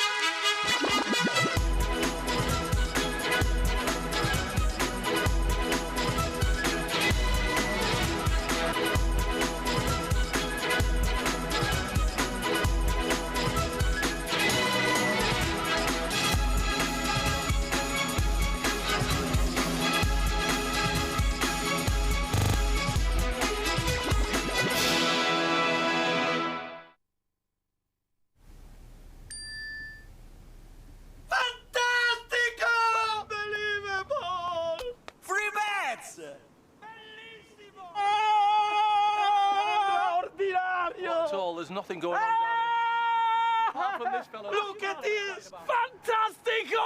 Unbelievable! Bet anywhere with Ladbrokes. Bet £10 and get £30 in free bets. Online or download the app now. Ladbrokes, game on.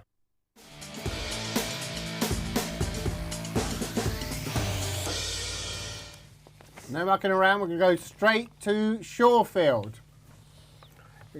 We've got the fire height spec we can have a look at first of all. This is the Rpgtv 500 final. Fire height spec 1. Didn't have things all his own way from trap 2, did he, Phil? No, he trapped well enough. He did get briefly headed, but he's a good dog, this. You know, the 6 show pace up. That's like a major, but thing about fire height spec, you know, he's one of those dogs that, you know, any other kennel, we were saying this the other night, he'd probably be the best dog in the kennel, but see, Barry Draper's got such a strong team at the moment. But he's a good dog and he wins plenty of races, and he wins over stiff 4-bend trips. This is perfect for him. Looks to be a good thing. Well, this would getting beaten. This would test out the trap bars if there is one. 5-star Bomber we can have a look at now, who won from trap 5, beat Ballylaw Dooman, who went from 2. Yeah, again, yeah, this was a good display of early pace. 5-star Bomber just about holds on. They had a good battle down the far side, but in the end, yeah, Craig Dawson's dog just about proved strong enough. 30-49. Fire height spec 30-41, so, you know, there's nothing wrong with the run at all. You just sort of expect fire height spec to lead up the inside here, and we'll find out maybe, as people are saying, whether the going's a little bit better on the outside. Suki, I'll look into that, just looking at your tweets there, and as I say, may not be able to get through all the tweets and emails tonight, we have got a lot, but fire height spec 5-4 on favourite here. Richard, has fire height spec been pretty strong throughout the day? Yeah, there's been bits and pieces. We weren't top price, but once the top price went, we've seen some money for him. He was my selection in the race. I thought 2 would give me some room. He moved off at the corner last week and let 2 in the race, but he showed a lot more middle pace than 2 and went on to stay strong to win the race. Just a bit of a mark for the 5-star Bomber. I thought he ran very, very well in the heat, and I looked back at his Irish card. He's got a 28.38 at Tralee, which is a very, very fast time, and at the back end of last year he was keeping really good company with the likes of Razzle Dazzle Bugatti. He only went off 2-1 against Razzle Dazzle Bugatti actually in Ireland, so that's quite good form. And she had mentioned last week, of course, Ballycannon Hope went off favourite when the 2 did meet. Fire height spec Ballycannon Hope went off 7-4 favourite, and fire height spec was 9-4. Obviously, quite a big difference from that tonight. Yeah, few emails coming in, Jason. Now, obviously, this is just passing on what somebody said, but I think it's Billy's email. He said, "Hi guys, just got a text from my mate Gus, who's at Shorefield. He says the Rouse is 4 lengths slower than the Wides, and it's a disgrace for a Derby final. Keep up the good work." Well, see, we don't know whether that's the case or not, but we'll find out soon enough. And Richard wants to say, watch for the local Greenwell dogs in the final tonight. A big upset coming. Right. Okay. Which one? Or just either? Well, you can play either at the prices, can't you? At the prices, can't you? I suppose that would be a great story. I know whoever wins, it will be a great story. It would be. But that really would. You know, this is a great story as well, Jason. You called for shouts for people from around the world who are watching. Well, this one's hello from South Korea. Raymond Haddon is his name. Says all the best to the Scottish Connection greyhounds in the final from Raymond. Early in the morning, watching from South Korea. That's Raymond with the Port Soy prefix. Crikey, we've had South Croydon before, but never South Korea. Yeah. I know which one I'd rather be in, that's for sure. Fire height spec then, 5-4 on favourite here. This is the Rpgtv 500 final we've got coming up. I was going to say last final thoughts, but we haven't got time because we've just got to wait for the bunny to come around and we'll be there. Fire height spec then, short price favourite for Barry Draper. What a night he could have this evening. And they're away, and one has got oodles of room. Fire height spec, and is leading up into that first turn from 6. It's 1 from 6, and then we've got 2, bit of trouble for 3 and 4. They came together out the back then, 5, but Fire height spec is 4 lengths to the good here, leading up from 2. And they've got 3 contesting third. 4 Croon Paddy was staying on, just got scuppered in the run for a place. But it's all about Fire Heights Spec. Can Barry Draper do any wrong? Not in this race. Fire Heights Spec is going to hack up. 1 wins, beats 2 and 6. Wow, what a performance. Yeah, he's done it all right tonight. He's trapped out. Yeah, he's trapped out well, just like last week, and he's run the first bend a lot better this week. Last week he moved off at the corner and let 2. Last week he was in 2 and 3, but he let the 2 dog up his inside last week. This week he's run it a lot better. 5 completely missed the break, that put paid to his chances, and no, 1's done it well, 2's come second. Maybe that put an end to the question mark about the going. Yeah, he's run an absolute storm of Fire Heights Spec. That Barry Draper will be delighted with that. Yeah.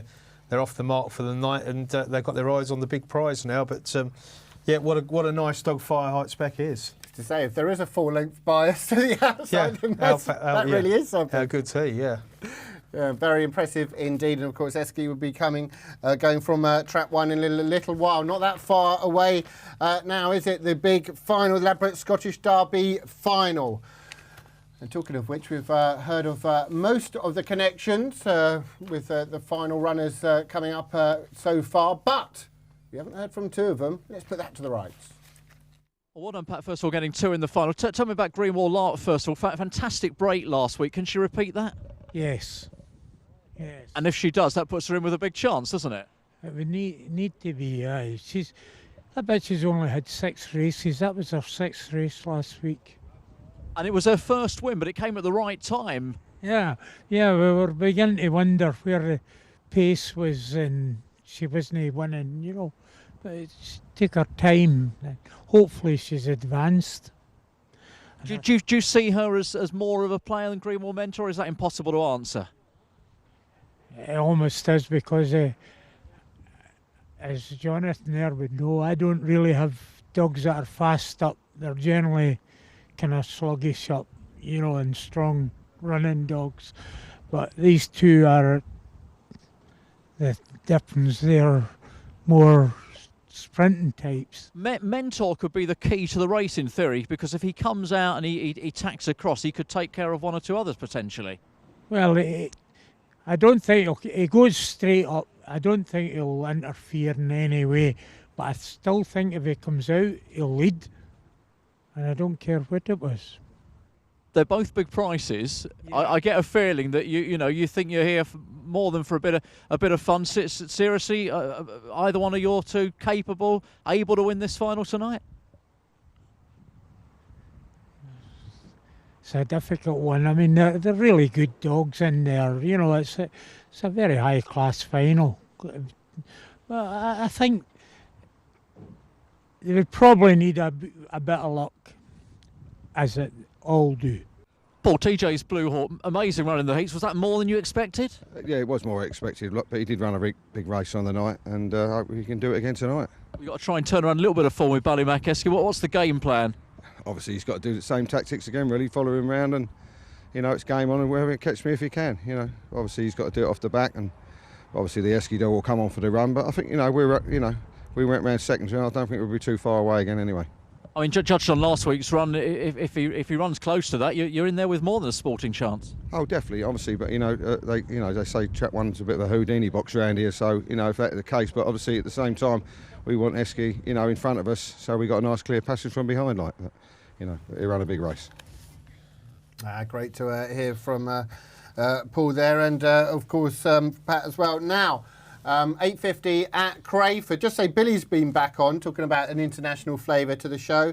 I'm watching from Hornchurch in Essex. Does that count? Lots of laughs. Yeah. If it does count, Billy, you'd be the only thing that can count in Essex. That's all I'll say. Only kidding. Only kidding.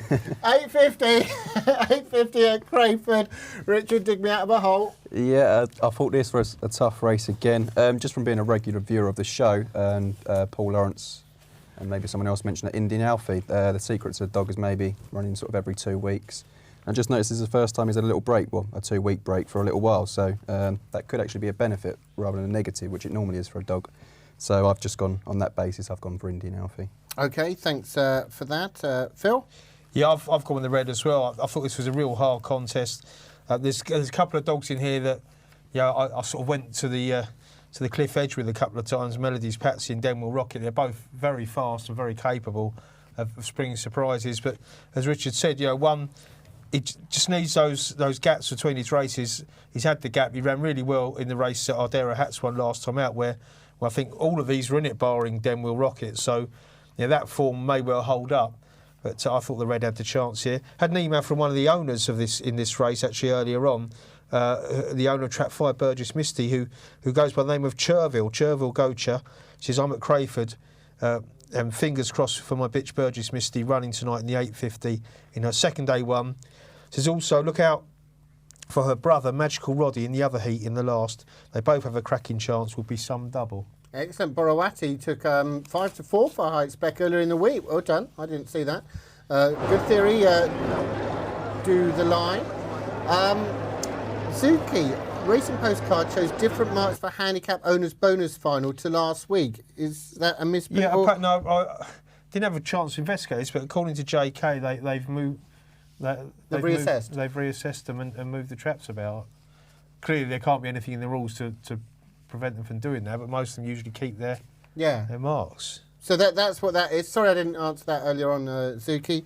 Or I didn't get Phil to answer it earlier on. But they've reassessed them. So.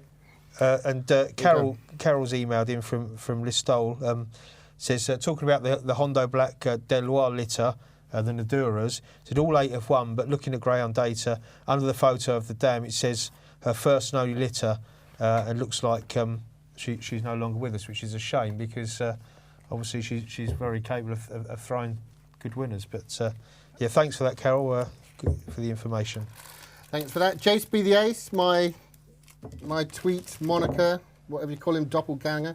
Hi, Jason. Good luck to all tonight. Thanks for that. Burgess Misty for Red Cat's Dogs is nap of the night. That's going here. Trap 5. Indian Alfie do a smash break from Borowati. And Harry Hastings. Great night, boys. You can still get 5 to 1 about Moorfoot Maggie with Bet365 if you're quick. Oi, oi. So there you go. And Alien Planet, well done, Billy. Top man, 28.48. Well, good run. One top man to another. Thanks, Or a Jason. top girl. Isabel. Thank you very much. Here we go. First heat then of a top class owners bonus series A1 action. Final next week. You can watch that, of course, here on Rpgtv. Here's the hare and away we go. Well, 6 breaks well on the outside. 1 Indian Alfie gets a lovely start on the inside as well. It looks like the red jacket is going to rail round into the lead. 1 leads from 3 Melody's Patsy in second. 4 Denwell Rocket is third. Then it's 2, 6 and 5 who Trouser Towers. They're all playing catch up here with Indian Alfie to head to the final turn. Melody's Patsy is trying really hard to reel the leader back, but the red jacket surely is going to get home. 1 beats 3, 2 is third. It's 1-3-2. 1-3-2. Well done to Richard. Well done to Phil. I know you're both very keen on Indian Alfie. Trap challenge getting close. 6 has got 4. 2's got 4. 1's now got 3 with Esky to come. And 5's got 1. 3 and 4 haven't scored. Indian Alfie has. Yeah, once he broke like that, he's taken a length out of the field at the traps. 6 has paced up well on the outside, as he usually does. But once 1's made the corner, say the 2-week break might have done him some good, and he's done it well. 3's run really well to get so close in the end. It'll be interesting to see next week because obviously we both had similar thought pattern in selecting him. Now obviously he's going to run next Saturday in the final. Of course it was, yeah. It was. I didn't realise it was a competition. So a lot will depend as well on the draw as well. I don't know whether Danny will draw him or pull him out of the hat, but he's used the inside really well. He's took the short route all the way around, hasn't he, Indian Alfie, and it's paid off for him because he's only won by 3 parts for length. Yeah, 3's run really well to get that close. Okay, Fig Jam End's been on. Long distance emails. Here's one. He says, I'm here in Ireland, in Abbey Lou. Is that how you pronounce it? Not sure. Will you say hello to Mickey Anderson from Ben? Hello to you, Mickey. And SEZ Dubai tweeted JK yesterday about naughty Shorefield, as he calls them, for regrading handicap final, but it does make Compass Karma an even stronger nap. Interesting. Talking of Irish, well, Irish one's emailed in, and apologies because he said he's emailed this question in before. I do remember it once before, but you get caught up in the show. But just a question, when I was a racing manager, he says, when you had Trap 1 win maybe 8 races out of a 12-race card, would it be in the back of your mind next time you graded a meeting? Well, would you give Trap One a hard time? Well, it's been a long time since I did grade. Now, if you think about it, probably 13, 14 years, but I don't think so, because obviously your track will be prepared differently for the next meeting.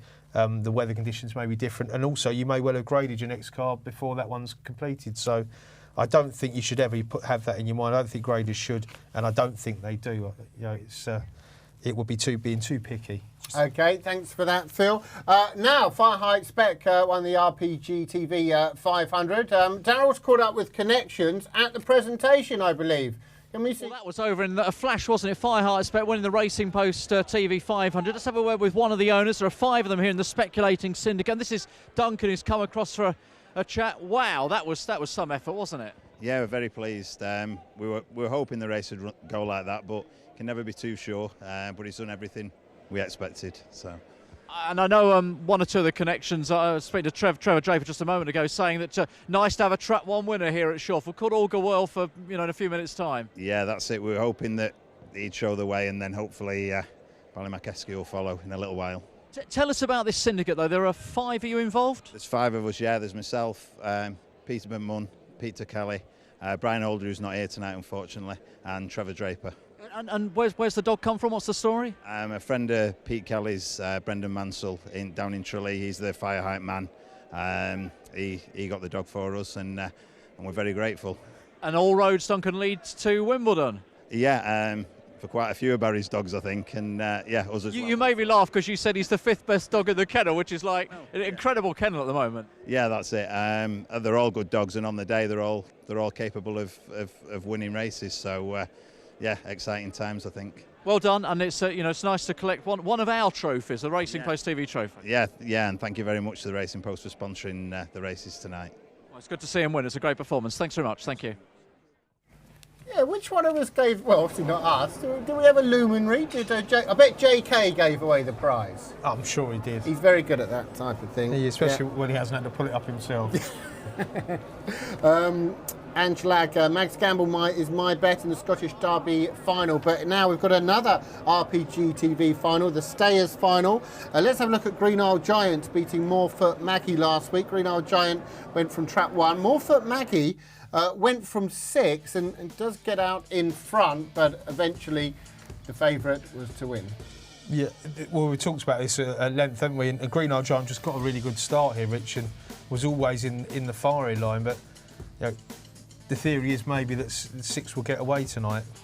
Yeah, certainly. I mean, 5 did catch 1's back legs around the second corner there, but don't think it cost it too much. But no, 1's turned second to 6, and it's taken a little while to get there, but it's done it well in the end. But tonight I'm opposing him with 6 purely because I think there's a little bit more pace around him tonight, and if he doesn't take that length out of the boxes, out of 1, 2 and the dogs around him, he could get held up, and 6 might just be given enough of a lead to hang on. Yeah, that was Moorfoot Maggie, which is, we should say, Richard's nap of the night. Well, we can have a look now at Samuel Rosie winning. One from trap 5, beat Clonmore Bob, who went from 1 and landed, Phil, a big gamble. Yeah, and I'll tell you what, they knew what they were backing here, didn't they? Because you watch this race and Samuel Rosie, sort of around the 5th turn, you wouldn't have wanted to bet it with anybody's money. Not because the dog's on anything wrong, he just finds trouble just as it's sort of gathering a head of steam. And at this point, he's sitting 4th, gets shuffled back there to 5th, and you just think, well, how can it win from there? Then all of a sudden, kicks in and she finds a bit of racing room, and then she powers away and she catches the 1, Clonmore Bob, right on the line here. If timing was everything there, and it certainly wouldn't have been a comfortable gamble landed, but it was landed. Just to add, Samuel Rosie, the punters have gone in again. We laid this at 10 during the day, so on that evidence you can probably see why. Okay, big thanks for that. I've got to say, Clonmore Bob not beaten far there on Betfair, 45 to 1. Yeah, well, you get that with the big prices, don't you? That's the thing. But yeah, I think we're hoping for the strike. And 6 is actually trading under. Was 7 to 2 trading at 4.3. So yeah, I'm with you, Rich. Well, you're both banged in the winners tonight. This is Richard's Natlow, Moorfoot, Maggie in 6, the Hot Pot in 3, Green Isle Giant, Rpgtv Stayers final. Connections of this probably get to meet JK, the lucky things. Right, here we go. And away they go, and one Clonmel Bob has started well, shown that early pace, and well, 4 and 3 got in trouble. Samar Rosie and Green Isle Giant, who both won the heats last year. So it's Clonmel Bob who's out in front, lap of the track to go. 5 though, Titan Phantom moves through into second. 6 Moorfoot Maggie back there in third place. Further trouble in behind, and Clonmel Bob has gone on. Look at this, 7, 8 lengths to the good, over 5 and 6. 2 Romeo Alliance starting to stay on now though. Clonmel Bob is out there. Now it's only by about 4 lengths, but there's even more trouble. 2's being a naughty boy, and 1 Clonmel Bob, who was 45 to 1 on Betfair, and scoots up. 1, 4, 6, lots of trouble in behind, but if you're out in front, you don't mind about that. No, you don't, do you? No, well done, Jason. You highlighted it being 45 to 1 before the race. So how much did you have on? Yeah. Well, yeah, we almost read this right because we wanted to be out in front here, but obviously ended up totally wrong because 6 walked out the cans. Yeah, it's very frustrating. I mean, we've read the race right at 3. Was probably going to get held up, not quite to that degree, but we were hoping it was going to be 6 setting the pace rather than the 1 dog. But I mean, at this point, you're looking at 1 and thinking, well, 5 ran on okay in the heats. 6, we don't quite know the strength of the bottom, but she sort of got herself almost into a pitch, but 1 kicks on, and they just keep all bunching up. And then Romeo Alliance, of course, JK put up in the paper as a big price each way. At this point, I think, well, the each way's landed because he's guaranteed to be second, and then unfortunately decides to take a lot more interest in. Was it 6? It's 6. So he takes 6 out of the equation there. And was should say a naughty boy, Jason, and 1 he just bowling along quite happily, minding his own business, has got to the line about 3 or 4 lengths clear. I've got to say, in Trap Challenge terms, Short Stroll, Phil's Nap coming up from Trap 1 at Crayford. Then, of course, Ballymac-esque in the Scottish Derby final, which is, of course, the big race tonight. So don't you go anywhere. We'll be back shortly.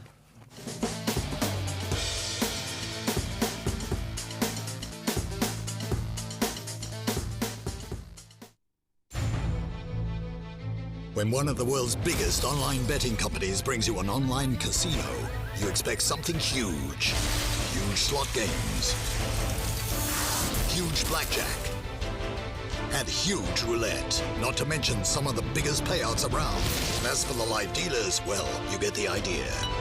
So with all this and up to £4 million in prizes paid out every day, Betfair Casino has landed in a big way.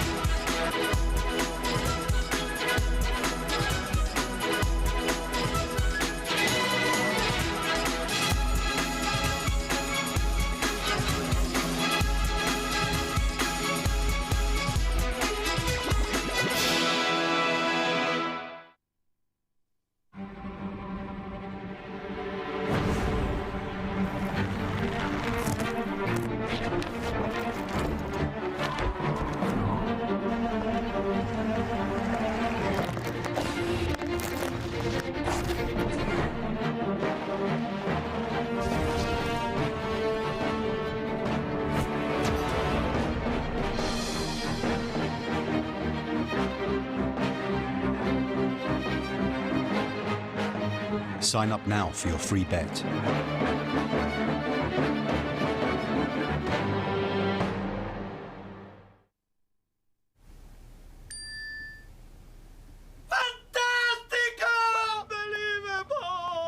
Free bets!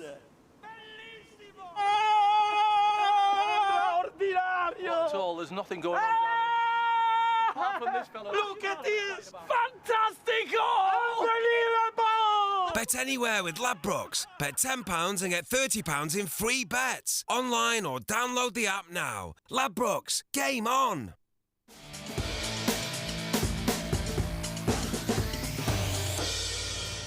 Welcome back, Ladbroke Scottish Derby night here on RPG TV. Sean Jones talking about Shawfield. Well done to George Stark with Clonmoyle Bob. He was bound to have a winner as he is away sunning it up in Benidorm, which you might be able to do if you back Phil's nap.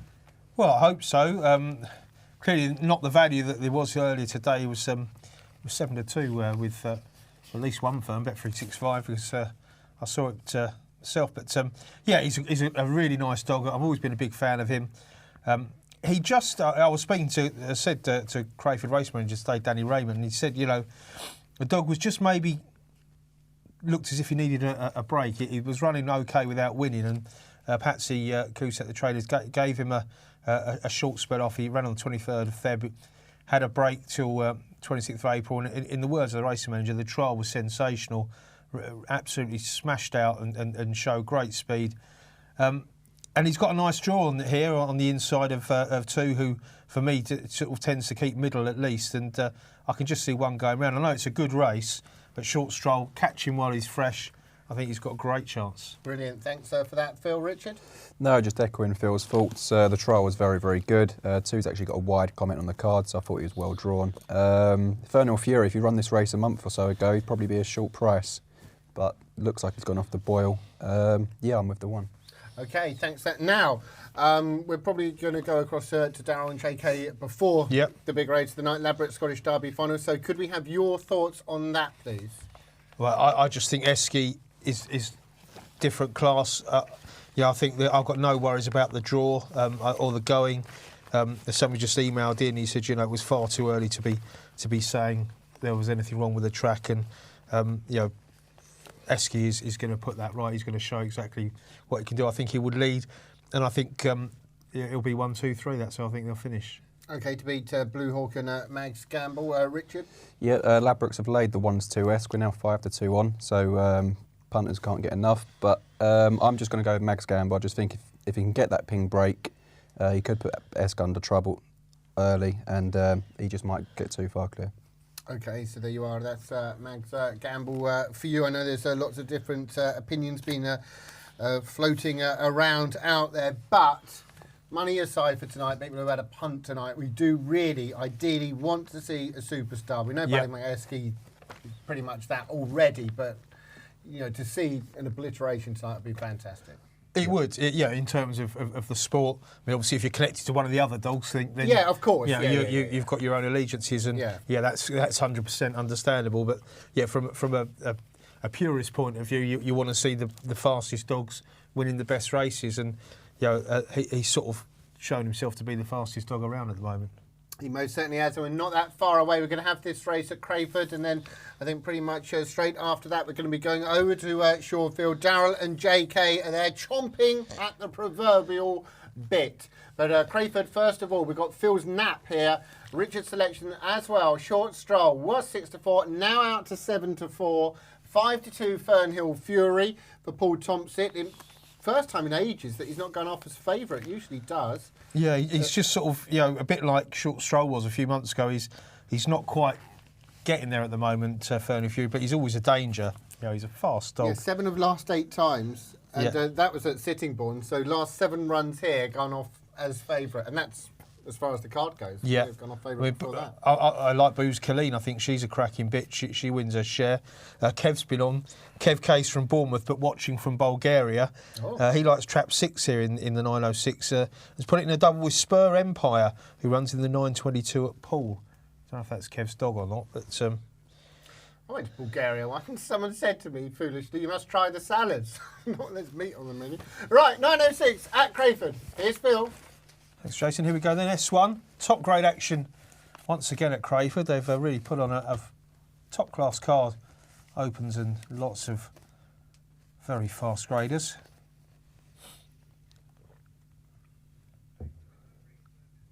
Here we go, we're off and racing. Well, 3, Booze Colleen takes a flyer from 3. There's going to be trouble on the inside for trap 1, who's come to a standstill with 2. It's a 3, Booze Colleen. who goes on 5 turns second. That's Fernhill Fury, and he's going to take it up at the 3rd turn. So 5 with the advantage. It goes on. A couple clear from 3. 6 is next in 3rd. Then it's 4, 2 and 1 out the back door. As 5, Fernhill Fury just they're getting close in behind. 3 and 6 are making a race of this, but Fernhill Fury off the front is going to hold them all. 5 beats 6. 3 is 3rd. 5 wins, Fernhill Fury at Crayford, but the big race is soon to be upon us. Let's go over to Darryl at Shawfield.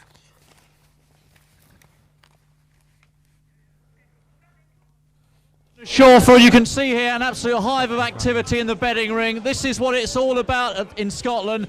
JK, this is the race that we wait a year for north of the border. Everyone waits a year for it. The excitement here tonight is incredible. There's people that probably only come once a year and they're absolutely loving it and ready, I think, to steam in to the hot favourite. Well, I'm just looking over your shoulder here and you can see there are punters aplenty here. There's prices being robbed off the board. It is a frenzy of activity.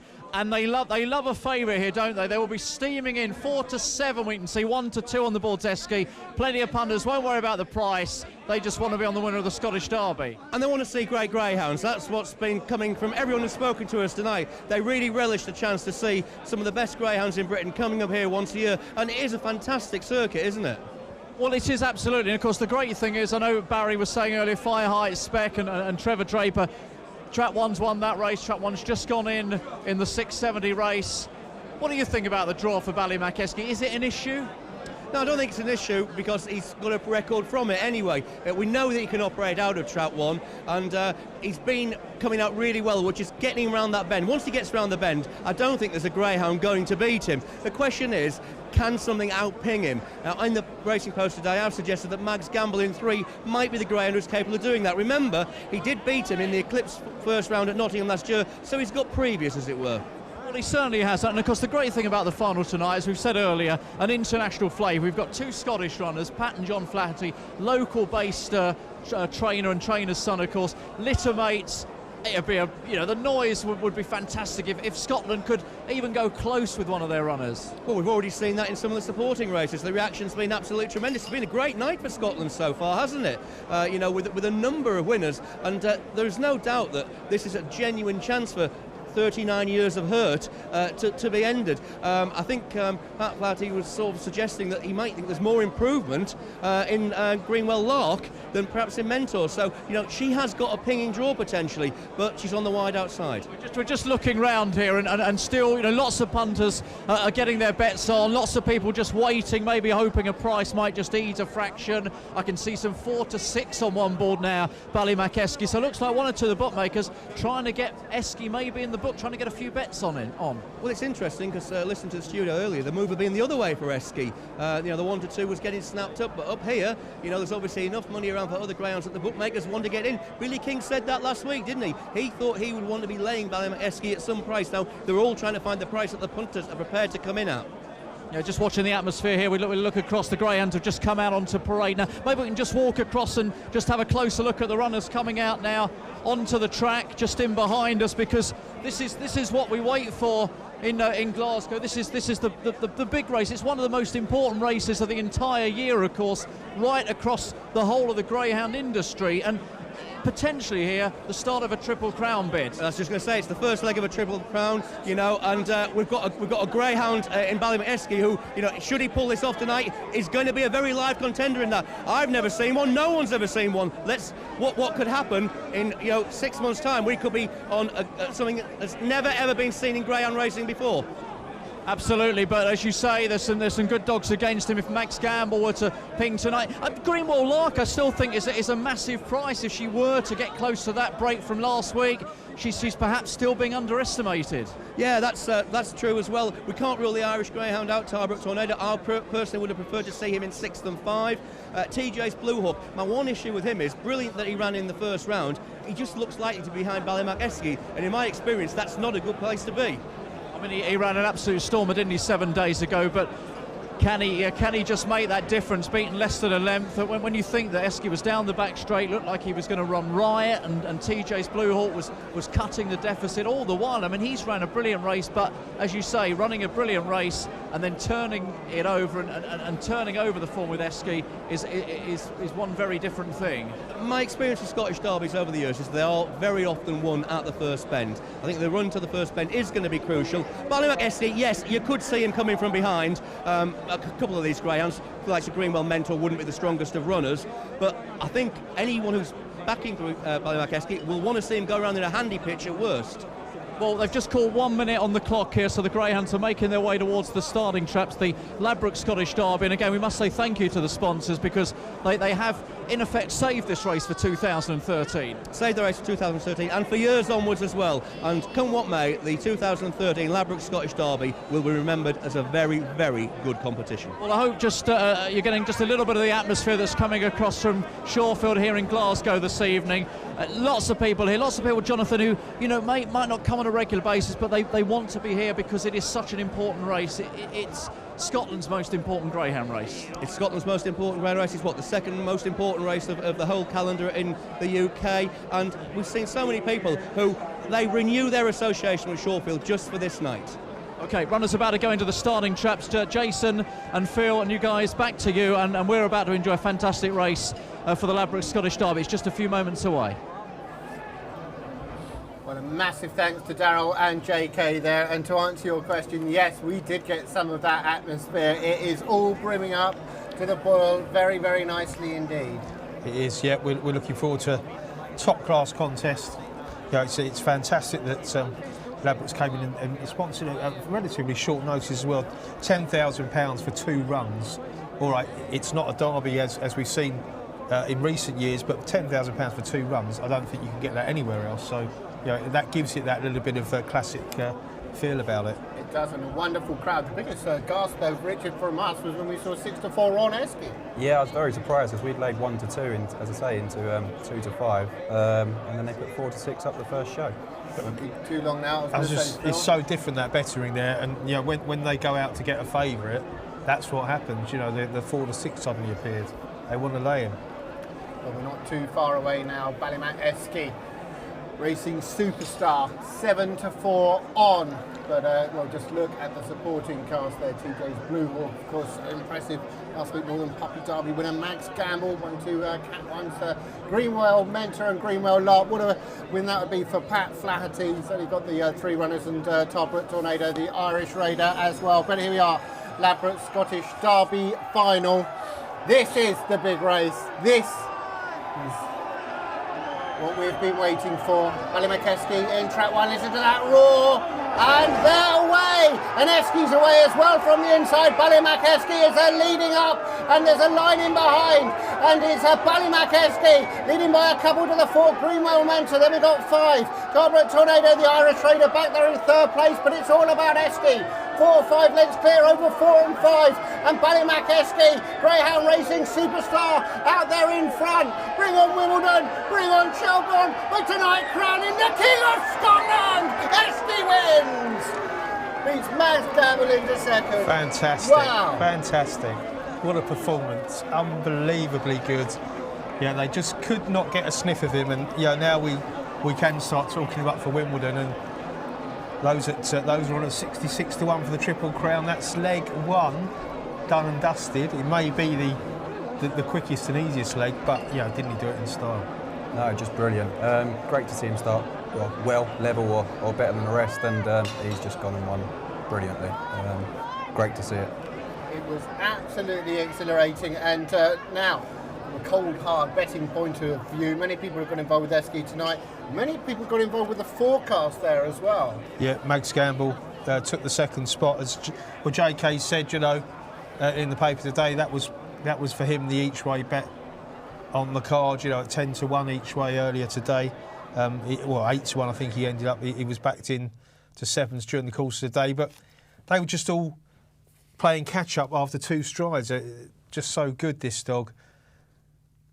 And when we were talking about him a few months ago, we were saying, will he be a Wimbledon dog? He hasn't got the early pace, maybe, to be a threat round there. He's had 3 races this year, and he hasn't been led. He's trapping. They've got him absolutely spot on, this dog, and what a great dog he is. It's unbelievable. And credit the the dog in 4 here, Greenwell Mentor, who runs a really big race until he finds trouble around this turn here. I thought he was running a stormer for Pat Flaherty, and then 5 and 4, they get in a bit of a tangle here, and that's a shame for them because it opened the door for the others. And 3, Mags Gamble, Category 1 class. We know how good he is. He was shortlisted for the Dog of the Year. He's come through for second. TJ's Blue Hawk was flying late, but Esky, look at that. And we call him Awesome Esky, and that's why. Just incredibly good. Absolutely imperious. Look at that. In a different league, finishing all alone. And, well, there's the set. And remember, that's Mags Gamble finishing there in second, who is an absolute superstar in his own right. And for Greenwell Mentor was back there in third. But that was Ballymac Esky at his absolute brilliant best. And, well, let's find out what. Let's get a reaction, shall we, from the track from Daryl and JK. Well, it's the result that everybody really wanted to see, isn't it? Because it's the result we all want to see, because we all love a superstar, JK, and, you know, we might just have seen one take another step towards that tonight. Oh, it's fantastic. I mean, the race was really over out of the boxes. Trap 4 Greenwell Mentor did pace up, but Ballymac Esky did what it said on the tin. Fantastic, absolutely brilliant. Big credit to Mags Gamble, I think, who seems to run an incredible race. But this is all about one greyhound, the brilliant Ballymac Esky. And you can see and you can hear the noise here, because the crowd absolutely love this. You heard the appreciation there for Ballymac Esky, who is now walking back with Barry Draper, being heralded in by the Piper, of course, and the ladies from Ladbrokes. And a big smile, JK, a big smile on Barry's face, because, you know, there is pressure on a trainer in this situation. First Derby win, so fantastic, absolutely. Absolutely brilliant. Pressure on him, but he said he'd come here, bring the dog up there, and the dog's delivered. Absolutely, and of course, you know, there were doubts at one stage as to whether he would make it here. We're delighted he eventually has. And there you can see Peter Band, of course, who owns the greyhound with Wendy Prince. There's Wendy alongside as well, just getting a little kiss from Barry as well. And this is so important for them all. Oh, it's absolutely brilliant. It's great for greyhound racing. Absolutely brilliant. Well, let's see if we can get a little bit of early reaction as we celebrate this tremendous victory here for Ballymac Esky. Barry, we're sorry to interrupt. We're so delighted to see a smile on your face, because I know you said there is no pressure, but wow, you know, it was just some run, wasn't it? Yes, it was a great run. You know, once he come away clean, I thought it was all over, and it were. I think it was, wasn't it? Once he went clear, and the reception he's just got from the crowd there, they absolutely appreciate a good greyhound here in Scotland, don't they? They do. It's their night, and the dog's run well, and he's done everything they've asked of him. And now, of course, next call is going to be Wimbledon. I mean, you'll be celebrating, but you also have one eye on the next target. Oh yes, you know, next week we get him home in the morning, have a look at him, and then it's our plan for next week. Moves on. How are you feeling? It's your first derby. It's a landmark success for yourself, of course. Well, they didn't achieve me like this last time I won the derby in Scotland. You know, years ago, when I was a young lad. But yes, it was. That's great feeling. It is a great feeling. Let's have a quick word, if we can, with Wendy. Thank you very much, Barry. Wendy over here. Let's get some thoughts from Wendy and Peter as well in a second. You're looking at him. We're all looking at him because he's a champion, isn't he? Oh my God, yeah! I couldn't believe it. I'm so excited, I could explode. This story just gets so much better, doesn't it? He is a real true champion. There's no doubt about it. He is a real champion. He's a people's dog. Well, really, he is the people's champion, isn't he? Definitely a people's champion. Yeah. I think he knows it as well. Did you have any nerves going into the race, Wendy? Yeah, I was shaking like a leaf. But once he came out, as Barry just said, once he got out and he went a few lengths clear, it was race over, wasn't it? It was. I was a little bit worried, you know, because it's a long way home. But yeah, I was pretty confident when he led. Yeah. Did I see him? When Peter, quick word from you. We've seen it. We've seen a real star here again, haven't we? I was very, very confident.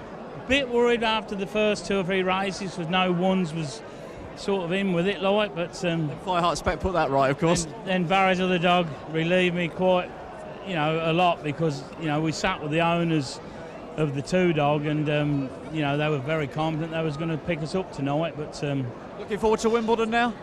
The way he's trapping, yes. Absolutely. Well, it's a pleasure to watch him again. To say is, you know, like Liam Darling, we bought the dog off Liam. I hope you're watching, Liam, because you've sold us a champion. Absolutely. Peter, thank you very much. Wendy and Barry as well. Well done, Ballymac Esky. Well, the reaction on Twitter's been wonderful. Easter by one word, sensational. What price the Derby now by CDJ? We've had worse from James Price, now so too. SK surely gone close to the clock. We'll try and find that out for you. Nick Hanshaw, he hand timed it, 28.57. Congrats to Barry Draper. What a machine from Mr. Brinkley, and a lot more. We've got to move on though to our next at Crayford, the 9.24. Lenson Johnny is the even money favourite here. Yeah, we're hurdling here from the Scottish Derby to the Crayford Bookmakers Hurdle, and it's not what you would call the most stellar of lineups in terms of what they've been doing of late. Obviously, there's big racing at Coventry over the weekend, which we'll see here on the channel tomorrow. Some cracking hurdle race, but it looks to me to be a good opportunity for Lenson Johnny to get back on the winning tray. He ran in the Springbok, Tony Collett's dog. And he looked to be a bit of a player, but it didn't quite happen for him there. He has won over the sticks at Sittingbourne. He's got ability. His trial tells you that 24.03. You know, if you had a few quid on Esker, you might want to maybe try and double a bit of your winnings here, because I think at even money he represents a good bet. He was odds on earlier today. Richard? I was actually looking to take Lenson Johnny on. He didn't strike me as a Crayford dog. Watching him around Wimbledon, he was fairly strong running. Not blessed with the best early pace, so I was going to be with Kellisdown Andy in 4, rating Linton the Daddy, the main danger at prices. Okay, big thanks to you for that. There's Kaylee waiting to check them all over.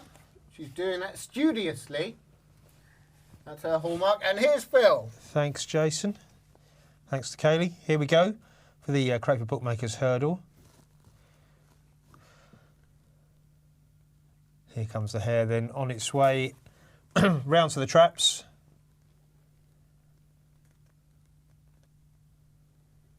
And away we go. Well, 2 and 4 show pace up, but a slight coming together out the traps. 2 pets and a bad jump there, and 4 now goes on Kelstown Andy to go down the far side. 4 with the advantage from 1. 3's now moving 3 to 3rd, Lenson Jolly. But work to do here, because Kellystown Andy for Julie Luckhurst trying to steal it. Here comes 3 though, full of running, Lenson Jolly, and the favourite storms through to take it. 3 beats 4. 6 is 3rd. Studio forecast. You got the winner though, Phil. Lenson Jolly, who came through very, very strongly there. He did, yeah. Now I'll watch it again because they got quite close, didn't they? I don't know quite what happened there. I was looking down at my proof in commentary, but yeah, at this point, it looked as if 4 was going to run away with it. But yeah, he sticks to his guns, Lenson Johnny, and because he's got held up a bit down there as well. He's got every excuse to sort of chuck himself off there, but he's been brave and sort of running behind the 6. But me tipping the 4, I was fairly happy here. It was 4 from 1. I knew 3 was going to come with a finish, but I didn't quite think he was going to pick up in that style. As you say, they'd come together to run him, but I think that's just because 3 was going so fast it couldn't hold the corner. So, yeah, it was. Yeah, no, good run, good performance. Yeah. And I was saying that early door first show up was 8 to 11 this afternoon. I don't know if it got bigger as the more prices went up, but even money looked pretty fair. It most certainly did. Trap challenge very quickly. 1's got 5, 2's got 4, 6 has got 4, 5's got 2, 3's got 1. Trap 4 hasn't got. It's Ballymac Esky must have been worth more than 1 mark, surely. But in the trap challenge, that's all. Lots more top-notch action after the break.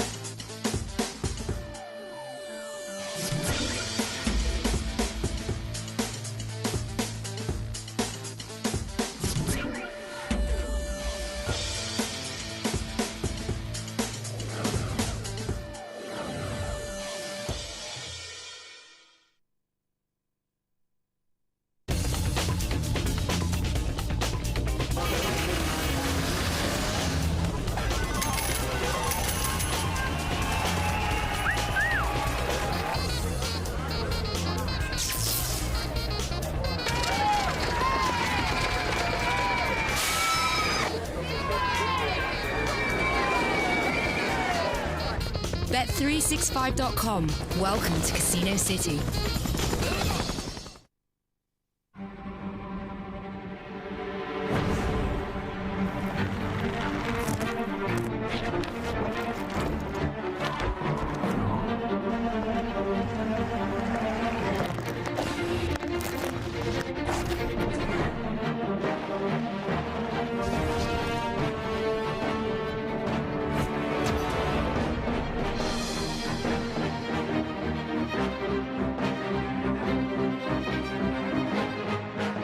Sign up now for your free bet.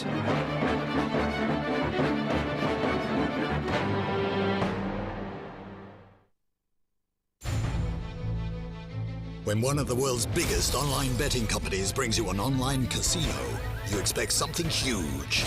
Huge slot games, huge blackjack, and huge roulette, not to mention some of the biggest payouts around. And as for the live dealers, well, you get the idea. So with all this and up to £4 million in prizes paid out every day, Betfair Casino has landed in a big way.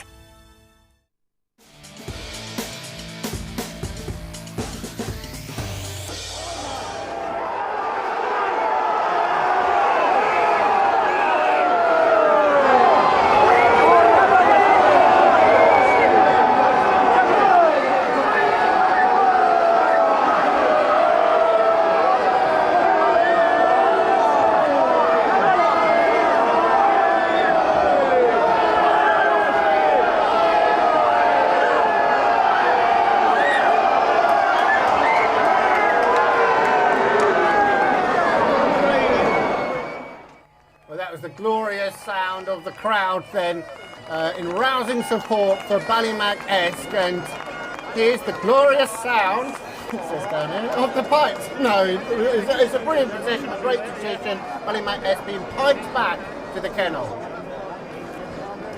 And richly deserved.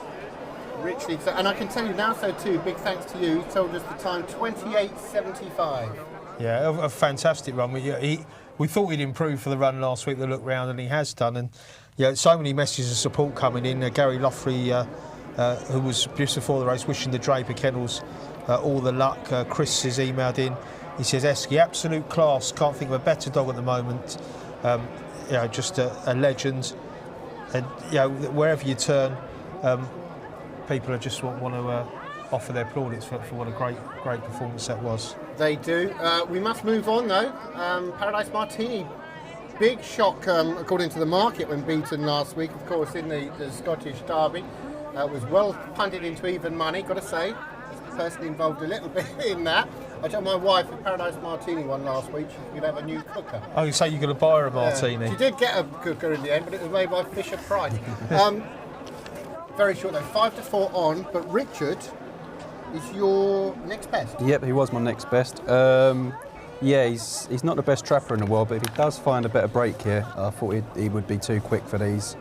The dog's always been very highly thought of. I think they even bet him for the Scottish Derby, if I'm right. So if they thought he was good enough to beat Esk, he's obviously highly thought of. If he can break level here, I think he'll go straight down the middle and win. Yeah, I'm with you, Richard, and Jason, you fancy the dog as well, don't you? Yeah. Is he your nap? Yep. Yeah, Paradise Martini.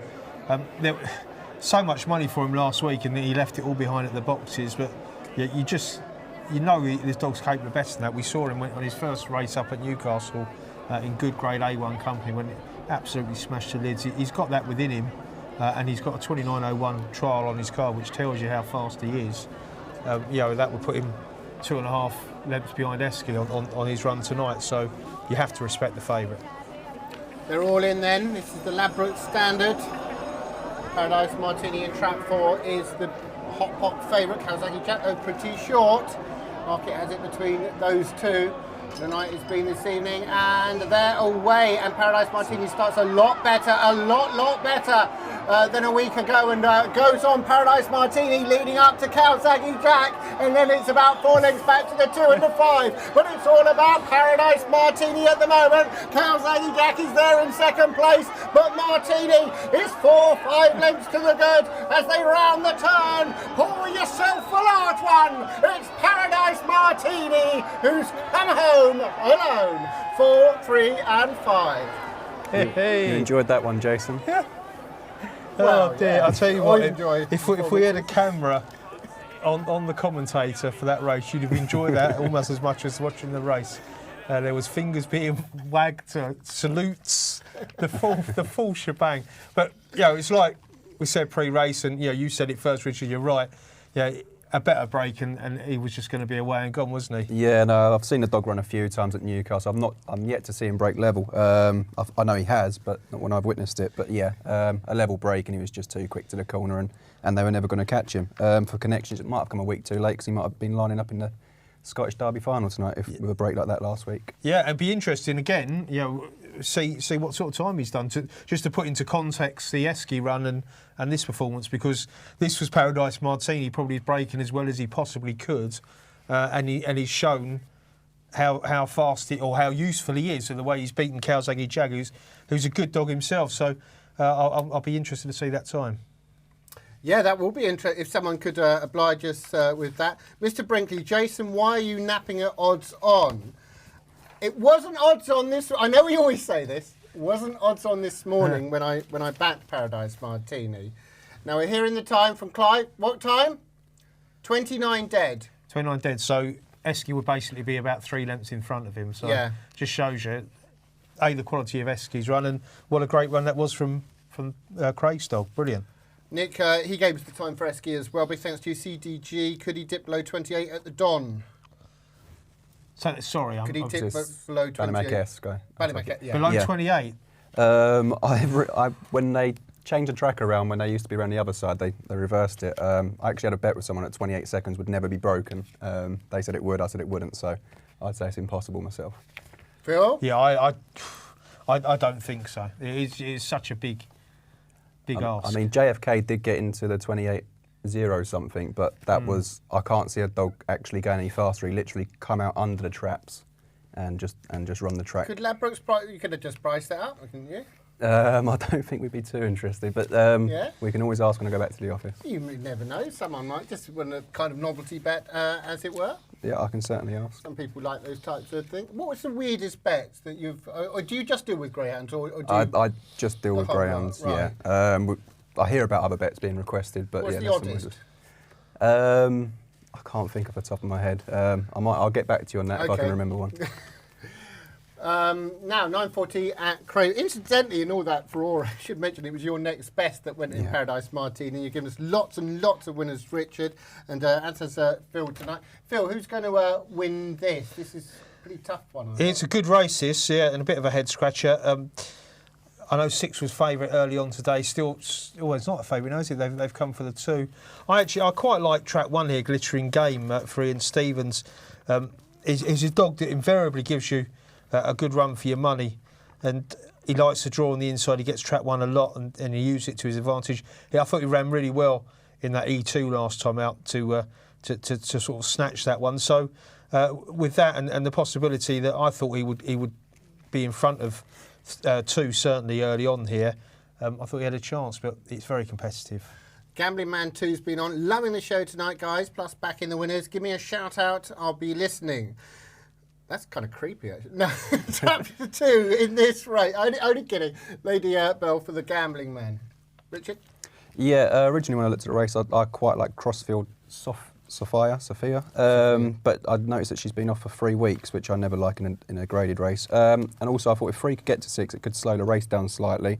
So I'll be looking at a finisher, and that takes me to 2, who I noticed back run Pony Bride, which is no mean feat. So I'm with the 2 for a big finish. We had someone from Bulgaria earlier on, didn't we? Yeah, I've got to tell you what, obviously with the emails, unfortunately we can't keep up with them all, but all around the world, I've had one just now from Keith in Ghana, who's a regular viewer. He actually owns greyhounds at Romford. He said his Bitch High Star had a very fortunate win there this morning, so he's on a roll. And we've had one from the Kruger in Africa, It says, Jason, loving the show, very profitable, sitting in the bush with a beer and some lovely ladies. It's hot in every way. Hey, he said, the locals love the dogs and I'm the bookie. Well, you know, that's to you. It's always brilliant. Love that filly you have on some weeks. Quality tipster. Think her name's Kelly. Well, I think Kelly. Kelly Finley, who's a very good judge. Very good That's indeed. from Paddy Mack. Glad to know you're enjoying the show. Clive actually made a funny joke. I've known him a good few years now, and it's the first time after that email he said a bird in the hand's worth two in the bush. Or so they say. Or so they say. Now Jim wants us to keep our feet on the floor because he's emailed in and said it was a good run from Esky, but remember none of the other 5 dogs will be in the Wimbledon Derby, not even the semis. He says, let's keep our feet on the floor until we see him against the class dogs with real early pace, which are going to be at Wimbledon. To be fair, it's all about exactly. opinions. They're totally entitled to say that. Well, you've made, Paul's emailed in and he said, Jason, you've made my mum Elaine happy. Oh, good. He says, you're welcome for the lift. I'm glad you enjoyed the scenic route round Hove and hope to see you there again sometime in the near future. Yeah, brilliant. Thanks again, guys. Really appreciated that. Well, I'm going to be lurking down there next Thursday, but I will have. I'll plan to take a car with me. Next time, though, when we do take the scenic route, can we stop at a couple of chicken shops? That's all I'd say. All I'd say. Zuki's been. Listen to this. Money going for trap 2, incidentally. Lady Bell was 5-2 into 7-4. So money for the 2 here, then 5-2 the 1 and the 6. Zuki's been on. Who is the sofa guest tonight? First bit of eye candy on the sofa for us ladies. He's a keeper. Well, I apologise to that guy that I said sounded creepy. That's gone past that. What was their name, sorry? Her name? Her name? It's Zuki. Zuki. Yeah. Okay. Thank you, Zuki. I think. You think? Lady Bell to stay out of the rest with a clear run. 11-4. That's from Bora Watty. And your friend the Taylor's been back on. Does Richard want that bet doubled? I think Esky would do it. I will measure him up for a suit. That was the person I had the bet with about 28 not being broken. Okay. Thing is, though, when it's forever, unless you're about... Well, it was originally, I think, for 2 years, but I've not been paid yet, so I guess it's forever. That's one of those, but I have a lot of bets like that with Jason. Do the line going where there are lots of contributing factors to a sub-28 at Wimbledon, but if the going is usual, it will be broken in 2030. Oh, if it's going to the usual 30 plus, it will be broken in 2013. Okay, big thanks to everyone, and here's Phil. Thanks, Jason. Hi as well to Nick, Sasha, Wyatt and Sophia who are watching at home, finding plenty of winners. E1, top grade action here. Vicky Roberts' 30th birthday stakes, no less. Here comes the hare then. 8 bend action and on the outside 6 is the first to show, Crossfield Sophia.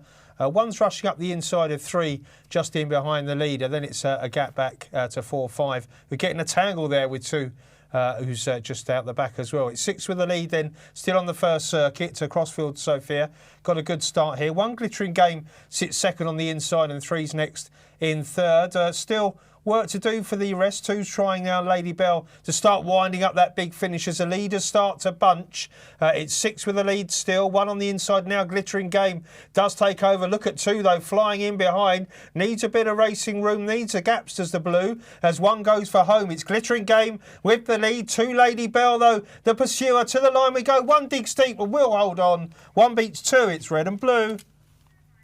Not for the first time tonight either, and Glittering Game wins. Phil, I know you were very keen on for Ian Stevens there. So it's Trap 1 Glittering Game who came through. Crossfield Sophia often does make the run and took it up early, but I wouldn't say she was a sitting duck, but you always, if you were on the one, fancied. Yeah, I mean, I thought 1 had a massive chance of running. I was just always conscious of Richard's fancy, the 2 Lady Bell, because we know she goes like the full marathon distance and it's never over until it's over with those sort of ones, is it?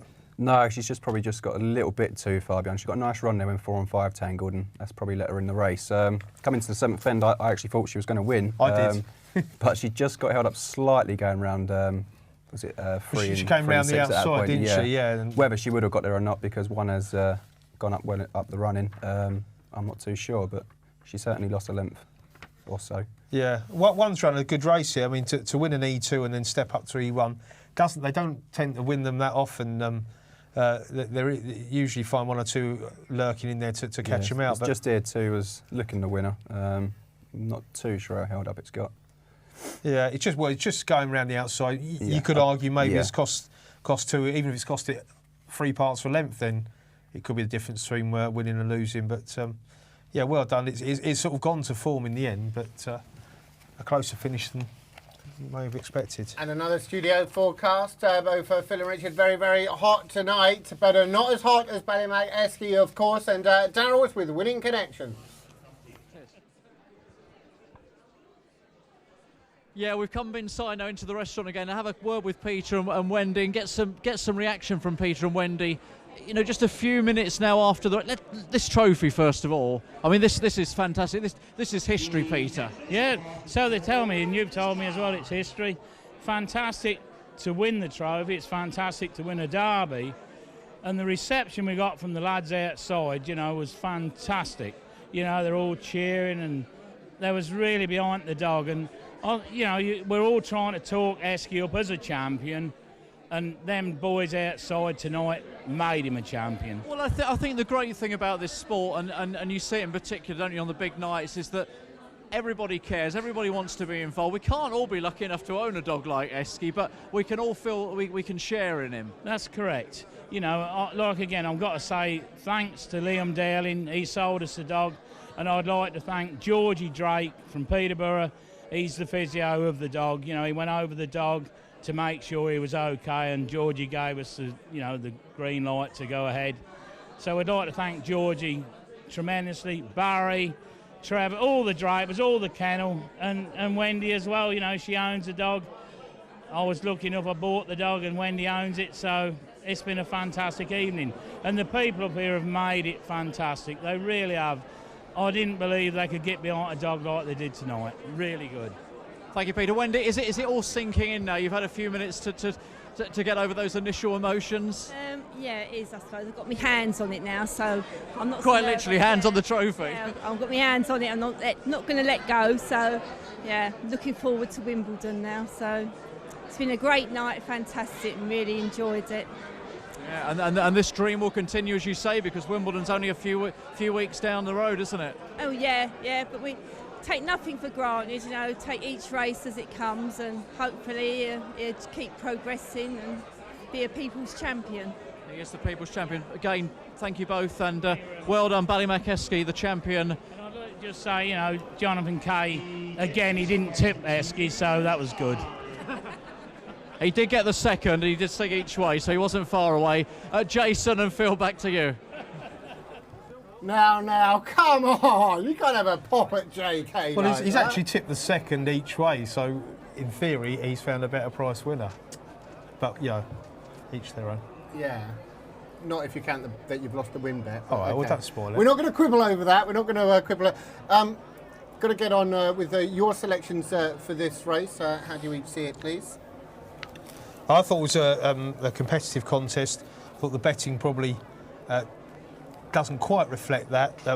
Bowtime Sykes was a dog I actually had in my Derby portfolio last year. I got a lot of time for the dog, but just it's been so long since he's had a run. I wouldn't be so sure. Although, of course, Julie Bateson's got a history of having winners on the big night here. Lemon Velvet on the inside, very, very pacey. Indeed, but I actually thought there was grounds for maybe playing one at a price here. I like the two, Target Neeson for Craig Dawson, who's a very strong grader at Newcastle, full of pace, loads of running, goes 6 bends as well, and I thought could possibly turn handy here and maybe cause an upset. Yeah, interestingly, Bowtime Sykes, as Phil mentions, I looked it up, it's been off since June. It took off in the Derby second round, I think it was, come from a long way behind. I was quite happy at that point, yeah 100 to 1. I think come from a long way behind Droopy's Loner, I think. But yeah, interesting, it's been supported today at 2 to 1. I can see it's a bit bigger on the show now, but it's a best bet dog of the morning and afternoon with Ladbrokes. But I was with Lemon Velvet in 1. I thought it was very well drawn. 2's not got too much early. I've seen 3 on this channel. It's tight rails, but again, lacks a yard to the bend. And I just thought 1 might make all. 2 will be coming with a wet sail at the end, and Bowtime Sykes is interesting. Unlucky to Willie in our last race. Dave K, Ballymakeski, no superlatives are worthy. Unlucky to East Dubai, I think, in our last race as well. This is from pal of yours, I think, James Price. Remind Richard that we were once asked to quote a price on Spurs to qualify for the Champions League. Hashtag strange requests. We've had a few more stranger than that, but yeah. Well, it's strange. To be fair, it doesn't quite work because they did qualify, but yeah. to win it, Jake. But yeah, good dig at the Spurs fans there. Thanks, Dick Dastardly, for your tweet. And Billy Brennan's been on. Really like Trap 6 here. Bowtime Sykes, ping, he puts in capital letters. Well, Ian's emailed in. He says, Phil, do you know by any chance if Jason owns an iron? Says that shirt of his is begging out for one. That's cruel, isn't it? Wow. That's cruel. And the gambling man says, since my last tweet sounded creepy, I'm back to... Oh, crikey, I'm not reading that. 9:48 at Shawfield. Good race, this one. The Ladbrokes 500. And they're away. And, 3 went left and 4 went right. But it's 1, Lemon Velvet, who's going to lead up from 6, Bowtime Sykes. 1 and 6 then. And then we've got 3 tucked in behind those, this guy, but 1, Lemon Velvet, goes on to the 6, Bowtime Sykes. Then a couple of lengths back to 3, 2, staying on a bit now, then 4 and 5, but Lemon Velvet out in front. Bowtime Sykes, though, is now taken over. Bowtime Sykes, who ran in the Scottish Derby last year, out in front, but 1, Lemon Velvet, coming back for more. What a performance by the 1, Lemon Velvet. Well, she's only little, but crikey, that was good, isn't it? Yeah, a really brave run there. When 6 was ranged up at the second bend and even headed her at the third and off the last, I thought the right was on the wall, but she's battled back well to win there. I think that's, dare I say it, 4 trap ones on the trot, isn't it, at Shawfield? Yes, yeah, the trap one is running well. We did say at the start of the show it was the trap to be on with the challenge, about 3 to 1. I think that's looking a big price now. At this point it was race on, wasn't it? Because Bowtime Sykes has always been a dog with a big back straight in him, and yeah, it was great to see him running so well. As Richard said, he hasn't run since June last year competitively, and it would have given Julie and the connections a thrill. At this point, looked like he was going to come back in style, but Lemon Velvet is very, very useful and has just found that a little bit extra on the run from home. 6 probably just got a bit tired, Rich. Yeah, 6 should come on for the run, but Lemon Velvet, she hasn't given up, went once headed and has battled back well and won quite comfortably in the end, a length or so. 1 being maybe 6 not. then. That was length, wasn't it? No, near enough. Near enough, Near enough. Crikey, have you seen some of the photos I've caught? I've done a lot worse than that. Lemon Velvet then was the winner. A trap challenge update, I must give you. When I find that's the wrong bit of paper. Professional, you see, professional. 1 has got 7 wins. 2 has got 4. 6 has got 4. 5's got 2. 3 and 4, well, they're out of it. They only got 1. 5's out of it, really. Who got trap 1 in our suite? I'll be one of the Lawrences, no doubt. 5, yeah. Oh, was it? Well, there you go. Who'd have thought the favourite? Do you know, when I went in the bag, it seemed like there was 1 missing. Yeah, yeah, there usually is. Incredible. Obviously, from a Ladbrokes point of view, putting your Ladbrokes cap on now, came in for the sponsorship of the Scottish Derby, fantastic. Couldn't have worked out any better with Esky winning it. No, I'd say at the start of the programme, everyone loves a superstar, and Esk's living up to that at the moment. All roads lead to Wimbledon, and all being well, hopefully Shelbourne. Actually, we've got to get this sort of, even now, and we've just done it between us. Some say Esky, some say Esk. I've always said Esk. I've always said Esky. Nobody's actually nailed it and said what the right we really should find pronunciation out. is. We should do for a dog of his calibre, yeah. The greatest greyhound, and calling it a different name as well. But just in case you've just joined us, this is Richard Vernon, who Ladbrokes odds compiler. Yep. Yeah, and top tipster, as it's turned out tonight. Yeah, we've had an okay night so far. Well, nearly night over, but we've still got some good handicaps to come. Yeah, we can have a guess up there again. If you missed the start of the show as well, you would have seen the gutlessness, the way that both of these. I don't know about the handicaps of Shawfield. We're expecting great things. I know you've been studying them all night. Absolutely, yeah. I've been burning the midnight oil. Yeah, looking forward to it. Let's move on to Crayford. Congratulations to Barash Alta, bitch of the month for March. 5-2, 2 times 2. Should be in the 4, shouldn't it? He says showing off. 5, good thought, is 3 to 1. Phil, how do you see this? Yeah, I like the 5, Jason. 3 to 1, very fair price. Good thought for Patsy Cusack. Is a nice young greyhound, still a puppy, running well over the 380 trip. Running good company as a pup, a winner in P2 and 34-31 trial. A repeat or somewhere near that trial will probably be good enough at this level. And she looks to me as if, maybe last time out, a little bit unlucky first time over the trip, didn't get a smooth run early. I can see her going round okay here, maybe just tracking the 6 and then going for gold down the back straight. So, 5 for me. OK, Osprey Records, he's on trap 5. My Nap took 7-2 with Hills earlier on. Not a massive lump, but big enough not to tell the wife. I tell you what, that's a terrible thing to say, Osprey. She shouldn't be asking. Crikey. What kind of a woman are you married? Anyway, Richard. I was told by a local at Crayford that 5 had gone into many notebooks as a puppy, waiting for it to step up to 6 bends. Just looking at this race, I think it could have been let in slightly easier in S2 to start off its 6-bend career. So on that basis, I'm going with Dow Vieri in trap 3 to hopefully break well and maybe make all. OK, Joseph has gone Nap of the Week, trap 4. And now we've got a couple of your pals on here, Richard. The Taylor's been back on. Richard has been amazing. Is there a chance we can get him on more often? Bev just said, I bet, so that's a good sign. She's never said that about me. Crikey, keeps giving me the wrong address. And Richard Hartness has been on. When is Richard back on the Oi, you Ladbrokes. Oi. Calm down. We get the idea. Phil. I think they're just trying to keep me out of the office, aren't they? Yeah, it sounds like it. I was just flicking through the emails. Big Rammy Kev, sorry, I just missed your email earlier. Nothing more than that. He's had a good night with his winners as well. Esky, says Simon. He says, I told you about Esky a long time ago. He was recording times we've never seen before, aged 18 months. He was the equivalent of when he was the equivalent of a junior, he was the equivalent of Carl Lewis. He says, now he's a finished article. He's replaced my all-time favourite Premier Fantasy. He said, I've also seen Ballyregan, Bob Skirlow, Champ Ravage again, Westmead Hawk. Esky is the best ever and will continue to prove it. To any doubters. He says, who cares about breaking 28 seconds at Wimbledon? He will, with normal luck, win the final by 3 lengths in 28.25. There's predictions for you. And very well handled by the Drapers, says Simon. And we certainly echo that. We most certainly do. Now here at Crayford, very open, 3 to 1 joint favourites, 2 times 2s drifted out. Now there's money for Good Thought though, 5 to 2 being supported in trap 5. Good Thought 5 to 2 was 3s. Yeah, like Richard said, I think there's sort of a lot of local punters waiting for this pitch to get a chance over 540, and maybe it could be tonight.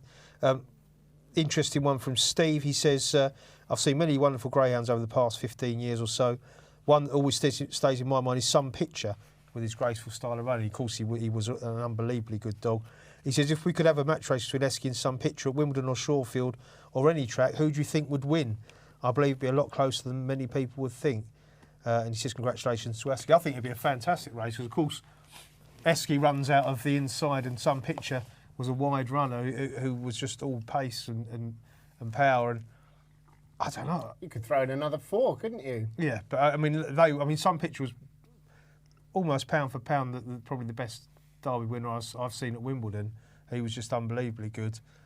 It'll be a cracking race. One day someone will do a computer simulation, won't they? They will, but they're never satisfactory, are they? You just can't have. Well, they're not, but as close as you can get. Anyway, this debate will continue. Hopefully not when we're on air though. 9:56 at Crayford. Here's Phil. Thanks, Jason.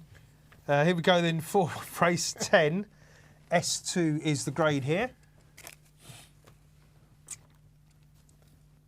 There's the hare, and where the race is on. It's a pretty level start here. 6 is looking to assert round the outside. 5's on the outside of 3.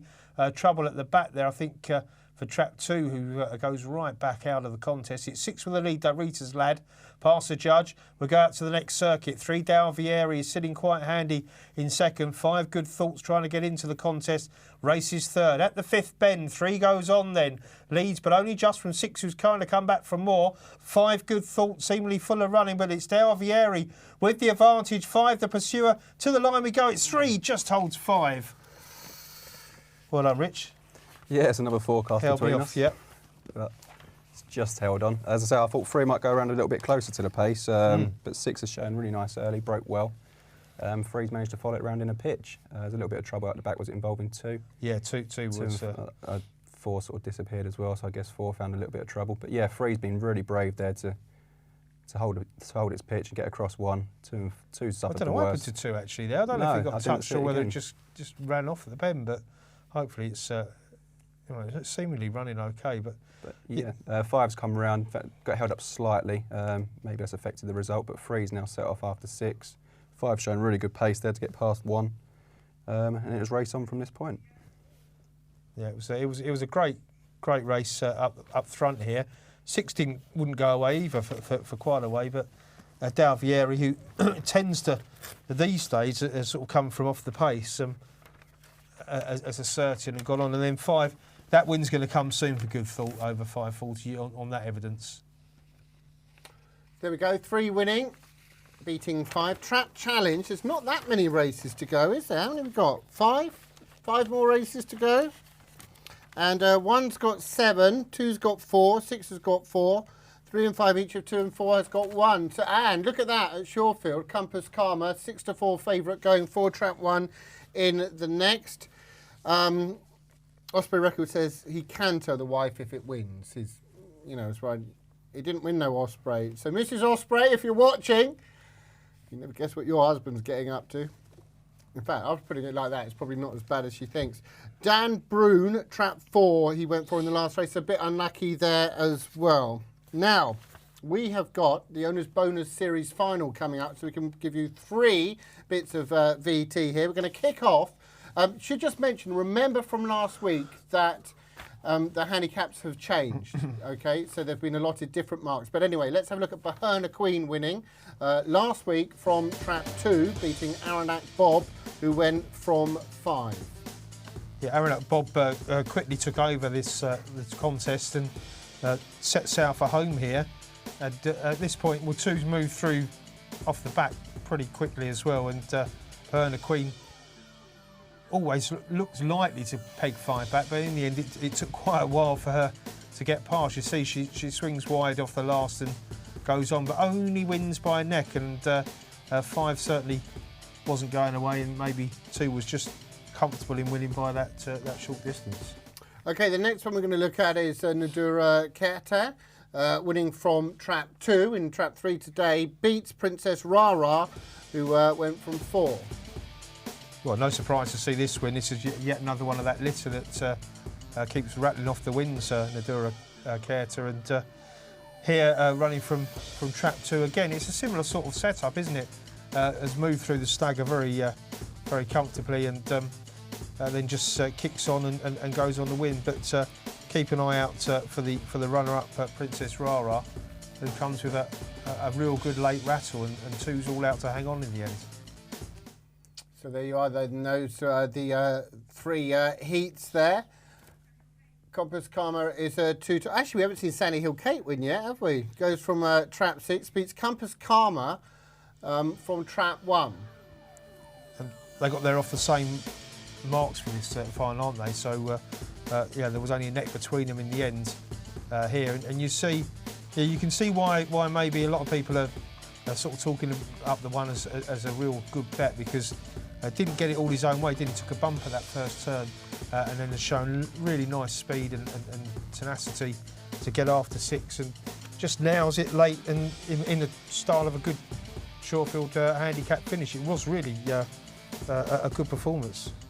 It's very impressive indeed. 7-4, Compass Karma is your favourite. 7-2 then, we've got the 2 and the 5, 4-1 the 3, 4-1 the 6, 6-1 the 4. Remind you once more, because some idiot forgot in commentary earlier on, that they do things the other way around as far as handicaps are concerned. They do. It's like driving on the wrong side of the road. Well, I don't drive, so that's not a problem. Actually, someone came up to me in Hoven the other day. In fact, it was the owner. And said, will you stop drinking under this pier? Oh, God. The police know me by now. But they said, you don't drive, do you? There you go. There you go, knew that. Selections, please. Yeah, with only a neck and half a length and another neck only separating these dogs in their heat form. It was a bit of a roll of dice job, and it come down on Bahona Queen in trap 2 for me. 2 then for Richard. I'm with 2 as well. Yeah, a bit like yourself, it looks wide open, but she is just about the youngest in the contest. She's produced her best time last time out, and that for me was maybe enough to just sweeten her favour. Although watching that again, obviously the one didn't get up, as I wrongly said in commentary, Compass Karma last time, just failed, but was very eye-catching. I can fully understand why they've punted this. As ever, we can't get through all these tweets tonight, but it's fantastic that you've sent them all in. We'll get through as many as we can, and the emails as well. 10:03 then, Ernest Bonus Series final handicap. Remember, it's the other way around. The 6 is going from the front, and you can see that 4 dives for the rails in behind. So it's 6 leading, a bit of trouble for 1 Compass Karma there, and got shunted to the right. Isn't that far behind there, making ground through to go into 3rd place now, but it's still the scratch runner who's out in front. It's Sandy Hill Kate leading up, but here comes the 3, Nadora Carter. Could it be another Nadora victor? It's looking good at the moment. It's 6 from 3. 3 has got momentum, though. 6 is pulling out more, and 3 gets up. 3 wins, beats 6 and 5. It's not rocket science, Shawfield, is it? You either back trap ones or Nadora dogs. It seems to be the case, doesn't it? Unbelievable. Yeah, what a great night. How many winners is that litter? 4? 3 or 4? 4, I think it is. 4. Yeah, 2's hit 3 at the traps there, and I think 1's running to back of 2 and's got held up again at the corner, but you can't take anything away from 3. It's held its pitch going to the bend, run round the dogs. There's a lot of trouble at the back there. And 3 set off after the 6 dog. So there we see then. It's the scratch runner, Sandy Hill Kate, who's out in front at the moment, but Nadora Carter was always looming large, and wins for Mr. Gibson and the trainer, Mr. McLachlan. And he just felt was getting up, but in some ways took a little bit longer than Yeah, you I don't know if it's a expected. camera angle or a 3 is a bit close to 6 and it appears there, but by the time it's come to the winning line, he's got up quite comfortably in the end. Seeing a few hands go up in the crowd there. That said, not too many looking back at it again, but let's hope that they're just showing a little bit of restraint, something that we're often accused of showing too much here on Rpgtv. But we'll be back after the break.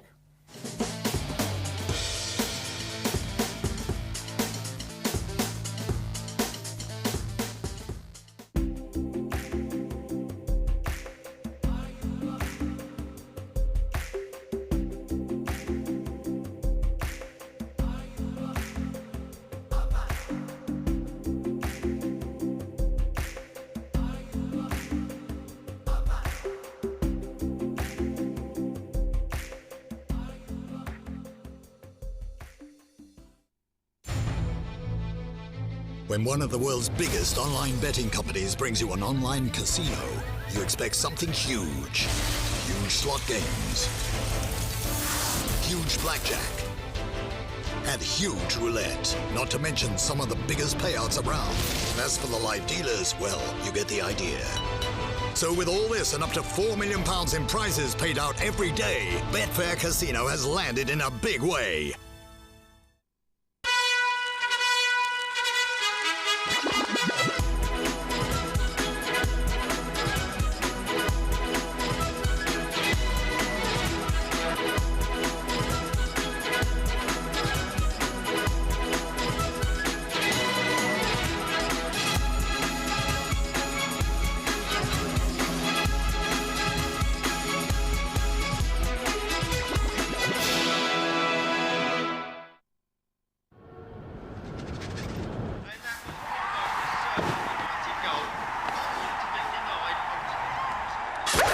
All right, Dave.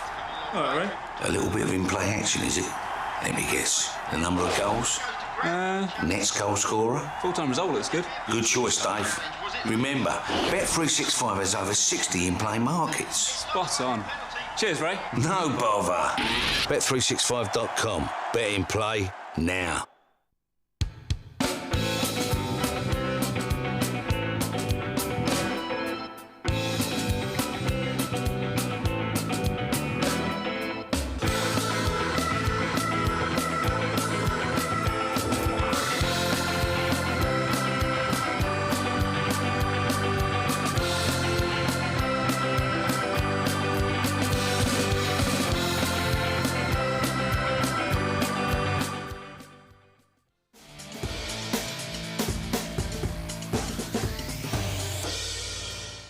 Well, we're up in the gods in the Shorefield Stewards box, and I've been joined by racing manager Daniel Rankin.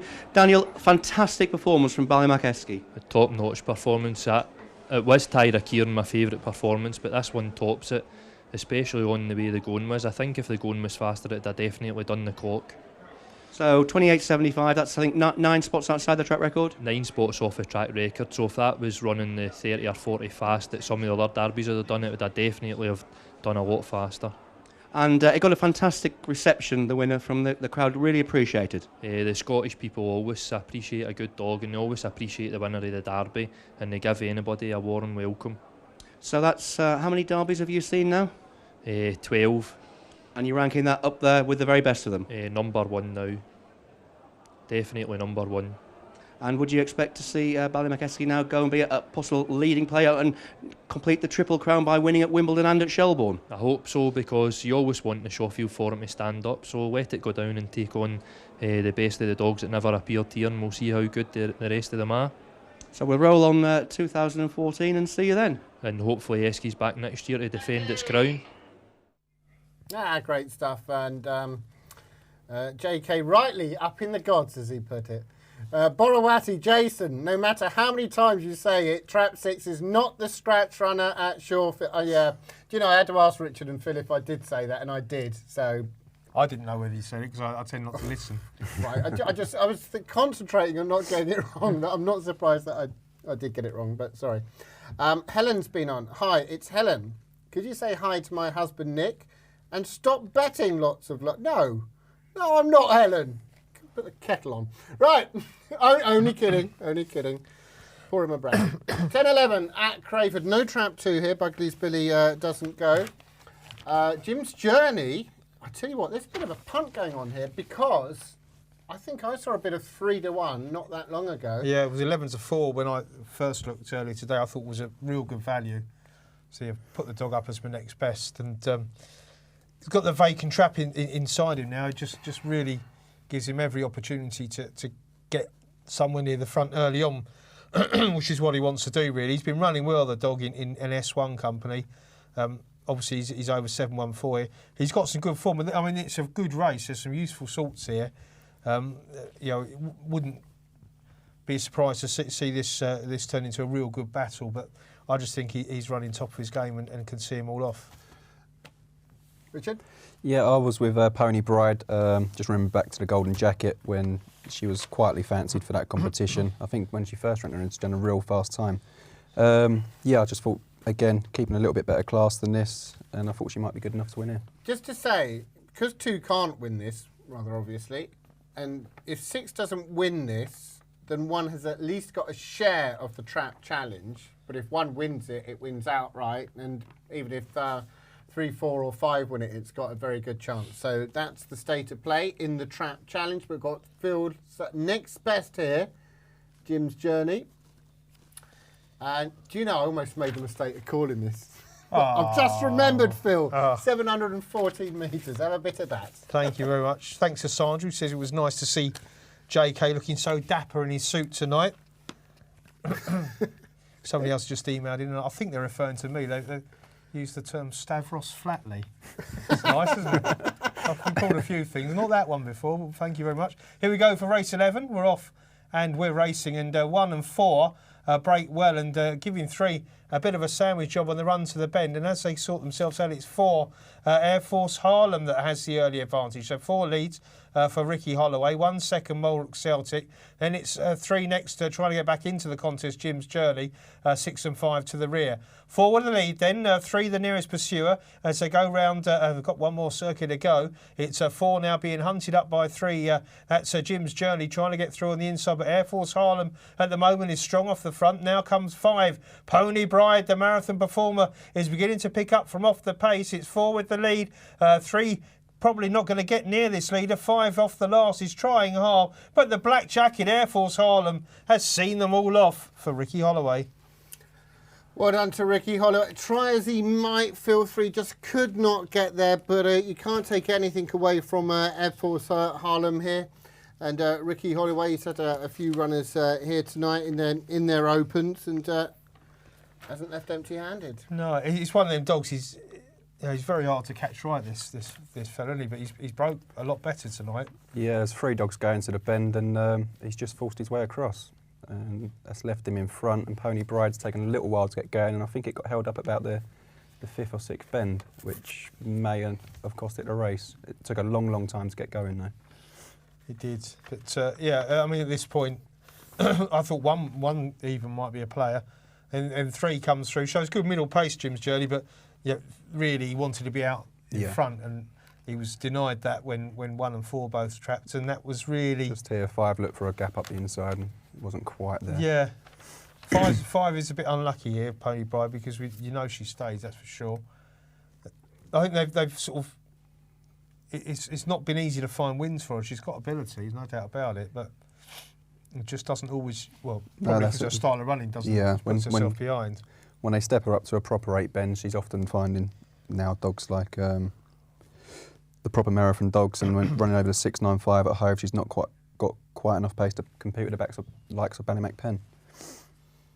So there we are then. That does mean if you're on trap 1, you've at least got a share of the trap challenge. Now, next to Shorefield, we can see them parading. There's Bamford Sampson for the Montgomerys, who's out in front. We have got a reserve runner. Grainman is out. Tullymurray Yogi, as you can, smarter than the average bear, is in at 5-1. The favourite is the one, Bamford Sampson. Can you tell us anything about the reserve runner, Phil?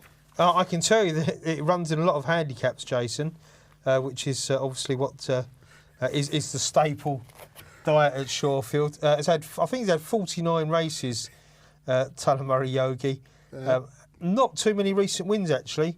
You've got to go back probably about a dozen runs since the dog last run, so wouldn't be out of turn, but probably enough to sort of make you look elsewhere. Steve Nash has put up on Twitter a picture of Ballymac Esky, poetry in motion, so do look at that. Richard, how did you see this? Again, it's a bit of a lottery looking at this form with all the handicaps, but I've just come down on the side of 4. The youngest dog in a race, a September 11 puppy.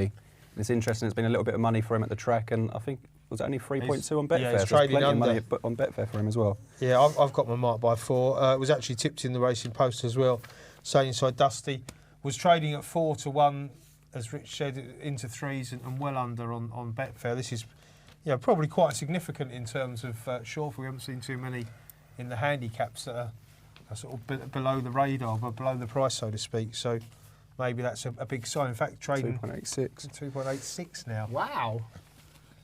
So if you're going to back it, you say you take the price quick. You even take the 5-2 if you still want to punt it, because that is likely to go as well. Greyhound Race UK 1 to beat 4 in the penultimate race at Shorefield. Shelbourne Park, a terrific night's racing. A brilliant crowd and atmosphere. So thanks for that. That's good stuff. Where's this? Shelbourne? Yeah. Or perhaps I meant think Shorefield. So. It's 2 RP Greyhounds as well, though. So. Mark wants to know. Was it Mark? Somebody else wanted to know why the Shorefield handicap's the other way round. It was Lee, actually. I don't know. I think it's always been that case. Ever since I've ever been up to Scotland and watched one, they always have the 6 at the front and 1 at the back, but I don't know why. Interesting race this, because 1's being supported as well. Bamford Sampson is being supported. Look at that, 7-4 from 9-4. Yeah. Slaney Side Dusty's halved in price, 2s from 4s, and all the others are on the drift. So it's quite odd that we've got 2 being supported in this race. Yeah, exactly. The thing with this race, which a bit like the one we had earlier, the A4, is that these races don't normally happen, these level start races at Shorefield. If you look at their card on a normal Saturday night, it'd just be all handicapped. So I don't know if they put them on, obviously, to try and, because we're used to sort of more level start races, but because all the form's handicapped, it's just as hard to sniff them out. I noticed that when I asked for the form of the reserve, which, Richard, I didn't think was an unreasonable request from Phil, did you? No. I was just telling you it was in trap 2. That was. Yeah. Well, I tell you what, after watching the snooker last night, we could have done with Michaela Tabb, because she had to tell someone off for making an obscene gesture, didn't she? I wasn't watching. I was studying Sullivan, peas in a pod. I was studying Shawfield handicap form. You'd think with 49 races there'd be plenty of form to go on. You would think so, Richard, yeah. John's been back on, by the way. He says, oi, oi, the nap, which was Dow Vieri, very right. He also says, Miss Minogue did not turn up, so the winning nap replaces her as the third of the good things come in threes. That's John the Doncaster Tiger. And well done once more for Hull. Oh, who are obviously going to the big league next time out, next year. But who's going to go to the big leagues here? Will it be the 4 or the 1? Each have been supported. It's our penultimate race at Shawfield. It's the Ladbroke Stakes. Best of luck to you. And there, 4 has started very well, as has 3 on the inside. In fact, 3 really has scooted clear here, and it's 3 who's going on. They're all round the bend cleanly though, and it's 3 from 1. Then we've got 4. Then we've got the reserve 2, 6, and 5. But it's 3. Orbson Myth, who's out in front from trap 1. Bamford Sampson, who was supported, as was the 4 though, and he's moving through into second. But 1 is out in front by a couple of lengths. The money came late, but the money came right. Bamford Sampson wins. 1 beats 4, so it was the big 2 as far as the market was concerned. 1 has won the trap challenge. I can say that definitively. Well said. Ran very well, the 1, didn't it? Ran very well. Out the boxes, I thought we had a bit of a squeak with 4, but 1's just moved through very quickly into second, Rich. Yeah, 4's outbroke 1 and 1's managed to pace up to get inside 4 and get first run at the pace setter in 3. 4's not really done too much 2 to 3, and it's allowed 1 to get up the inside at 3 at the third bend and kick on, and 4's got going a little bit too late. But the money was spot on. They were the 2 supported dogs, and they finished first and second. I'll tell you what, the punters are probably, I would say now, getting the better of the bookies at Shawfield. Some of these supported dogs have started banging in now. Yeah, they most certainly have. Willie, thanks for your question. You're saying you know the handicaps that go the other way, but do wide runners run out of 1? No, it doesn't matter in handicap. They're just what seed they are. They're just, it's how many metres in front or behind they are. OK, we've got a bit of time before our next race at Craig. I tell you what, but Beverly, should we go for a break? Is that a good idea? All right, see you in a bit.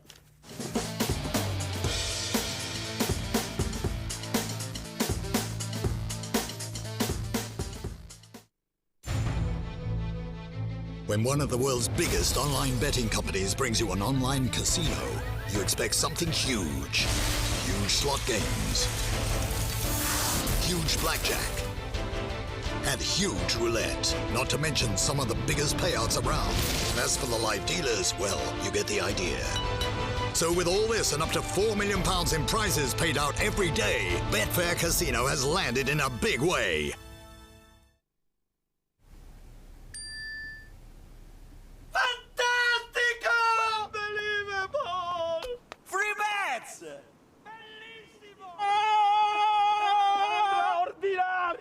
There's nothing going on down here. Apart from this fella. Look at this! Fantastico!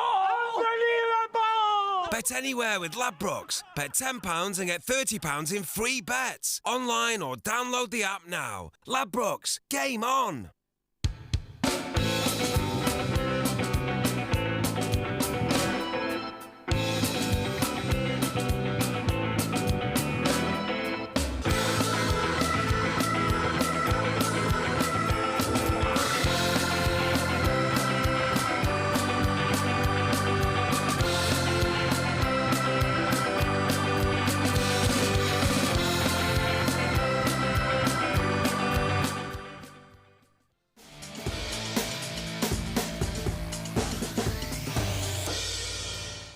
Welcome back. What a night we've enjoyed tonight. Ladbroke Scottish Derby night. We've had Richard Vernon from Ladbrokes here tipping up winners like absolute Billy-O. Phil doing much the same thing. And thankfully all his obscene gestures have been off camera. Absolutely filthy. Kenny McGrogan's been on. Huge well done to the Montgomerys with Bamford Sampson. Bred, reared and owned by Liz and her dad. Well done to them. We've got the betting through for our next. Revis Rock 5-4 on favourite. Magical Roddy being supported 9-4. It's 4-1 the 6. And they're the big three in the market. Which way are you going here, please? Yeah, I hate tipping up odds-on chances, especially in graded racing, but I just can't get away from Revis Rock in 1. I think he's top dog at Crayford.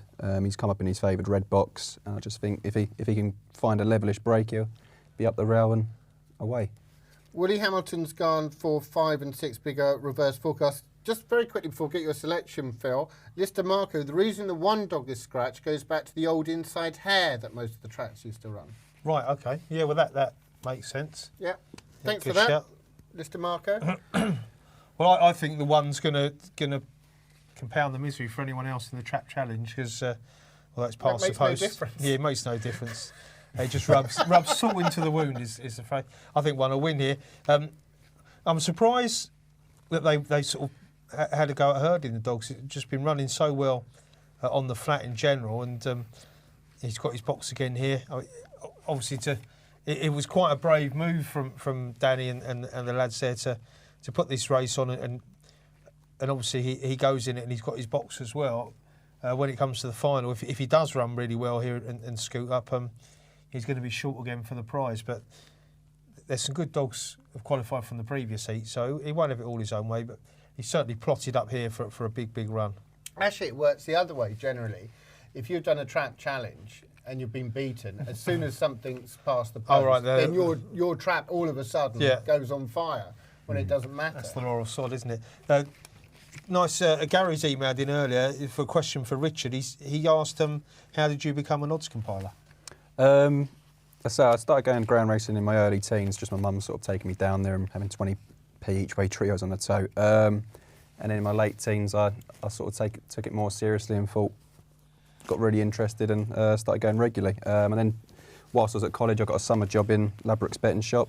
Then once I finished college, I went full-time and I just saw a job advertised. I was completely unqualified for it, of course, just sort of done 6 months in a betting shop, but I went up for my interview and obviously they saw something to take a chance on. Crikey. If you apply for jobs completely unqualified, Racing Post is always always on the hunt. John Rusco's been on. If you watch the 7:25 race, going back, look at the 2 dog at the trip, and he says, I love greyhound racing. That's excellent. Good stuff there. 10:26 then at Crayford. Revis Rock, heavily supported now, 6-4 on. Favourite was even money, 6-4 on favourite now, 2-1 though. Magical Roddy's not being pushed out. All the others are though, so it's almost like our last race at Sheffield, isn't it? They only want to know about 2. They only want to be on 2 dogs. When it comes to the emails, it's nearly all about 1 dog. So many emails of Paddy McEskey. Alan emailed in early, said, oh my, that was scintillating seeing Ballymacesky tonight. I've never seen a dog like him before, and your coverage was amazing and so enjoyable. Thank you all for showing this race. That's Alan Jett. That's very kind. Big thanks to that. To you for that. Revis Rock then 6-4 on favourite. 2-1 is Magical Roddy. Big prices. The others, we're not too far away now. In fact, crikey, I'm remiss that we should do the get out of trouble double quickly. You've got to give us your selection for the last. Oh, don't do that to me. Yes. I had to get out of trouble double on Wednesday, and we never did it. Well, you've each done an odds-on shot here, so. I'm with both Trap 1s. Yeah, I am as well. Reeves Rock. Yeah, are you, Phil? Have you really, or are you just copying Rick? Yeah. Reeves Rock and more Jock. Even rhymes. Here's Phil. Thanks, Jason. Martin's just emailed in. He says, can we tell Stuart Murphy from Clampett Kennels, did he learn something tonight watching Real Dogs and Winners? That sounds a little bit catty. I'm sure it's all in good jest. Here we go then. Heat 2 of their A1 Owners Bonus Series at Crayford. Don't forget the final, of course, next week here on the channel.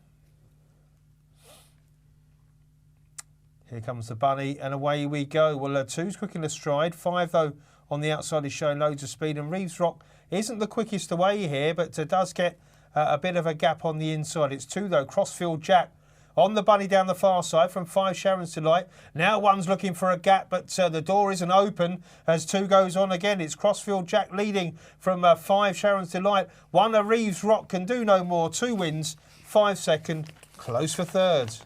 Well done to Ian Stevens, to Crossfield Jack. Revis Rock didn't really get away today, but he battled. He did battle, but he just kept on finding that door closed. Yeah, he's missed a beat at the start, taking nothing away from 2. That's trapped out well and done it well, and now he's got his reward. He's got his bunny. He's got his reward. He's not letting anyone else near it, just like he did in the race. But no, Revis Rock's missed the break, showing all his pace up to the corner into the third bend, but was always fighting a losing battle off of that break. Yeah, you can't trap like that in this sort of company and get away with it unless there's sort of a lot of trouble at the bend, and there wasn't really. There was a bit of a door open for 1 when 3 just was forced slightly by Magical Roddy, but Crossfield Jack, a bit like Reese Rock's been tried over the hurdle, so he's going to be quite gutsy off the front, you'd imagine.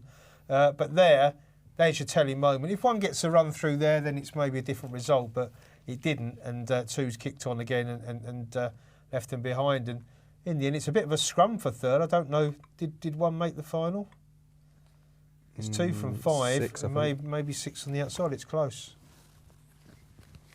Well, let's get some reaction from the ring now. It's quietened down a bit now, hasn't it, Billy? But it was chaos in here earlier. They're away counting their money. It's not often you see such a wonderful dog, and he's proved everything that everybody said about it. As a matter of fact, it's better than even I thought. Does it make paying out then a bit easier when you know, punters are winning with a greyhound like that? No. I thought you'd say that. My heart doesn't rule my pocket, no. But it was a lively atmosphere, as it always is on Derby night. Always. And it's a lot better when the favourites win. They're all dancing a Highland jig down there now. There is this great mentality here, isn't there, amongst Glaswegian punters? They love to get stuck into a short one. They love a favourite here. Because it's very hard to beat a favourite here. Very, very hard. But still, that's the business we're in. If we get 2 favourites beaten tonight, we've won the pools. How are the pockets tonight? You're going to go away? Well, I'll go away about 2 stone lighter, but I'll be healthier. But important that this race continues, and we've got to say thanks to Ladbrokes as well, haven't we, tonight? Wonderful. Racing Post, Ladbrokes, without them there'd be no Derby. And that's why the more we get these people involved, the better for everybody. There's nobody else got money, bar bookmakers now. That's good to hear. You've got 1 more race to try and get a bit back. Thanks for I'm not worried about that, as long as I get a good sleep. All right, thank you, Billy. Thank you. Okay, bye. Cheers. Excellent. Really, really good interview there. Well, congrats to Billy. Morphet Jock is the favourite. We've got another handicap coming up, so remember it's not long before we close the show, so if you want to get your tweets and your emails in about how I muck up this commentary, you've got to be quick afterwards. Track 1, 6 to 4, which once again, let us remind you, I'll get this one right, runs off scratch. And it's now 5 to 4, now it's now even, so they're yet again, yeah, Billy's just said it there, Billy King. The Glaswegian punters, they love to get stuck into a favourite, and they're having another go here. Of course, they got the sweets on the last race. Now they're trying to rub the salt into the wound, but he's going to be hard to beat, I think. Rich, do you? Yeah, he's obviously a very, very strong running dog, and off the back in a handicap, that's the best way to be, having to come from off the pace. Yeah, the support's interesting, and let's hope they're right again. Now, shockingly, neither of you are on for the Get Out of Trouble double, are you? No. So it's the Get Out of Trouble single Tricast. on an even money shot. So just lump on if you're in trouble. We look at that forecast at Crayford, 10 to 1 beat 10 to 1. That would have took some finding. Ooh. 1 was third, 1 made the final. He did make the final. Well, that's interesting for next week. So it'll be a good race. Yeah, I mean, Tricast as well, 282 with an odds-on shot. If you're doing the combat, I know this is after timing to the extreme. Go on. I'll say, carry on. That's what we all enjoy a bit of that, don't we? We do. Have you got any emails? I was just trying to look and see how who the other qualifiers were for the first heat to see how the race will be framed. But yeah, Mark emailed in early. He said talking about Esky at Wimbledon. He said 28.20 winning Derby time will be an insult, given that the average now for all wins in Opens is 28.40. He says Esky will break 28 dead. Well, Ladbrokes should price it. Come on, Richard. As I say, people want to bet it. I'll go back and ask for a price. And I don't know if he's still watching now, but I did miss reading out an email earlier from Alan, Kirk on Nowhere for Wimbledon knows Richard. He said, good to see an old, and he puts that in Dinker's Wimbledon face with you tonight.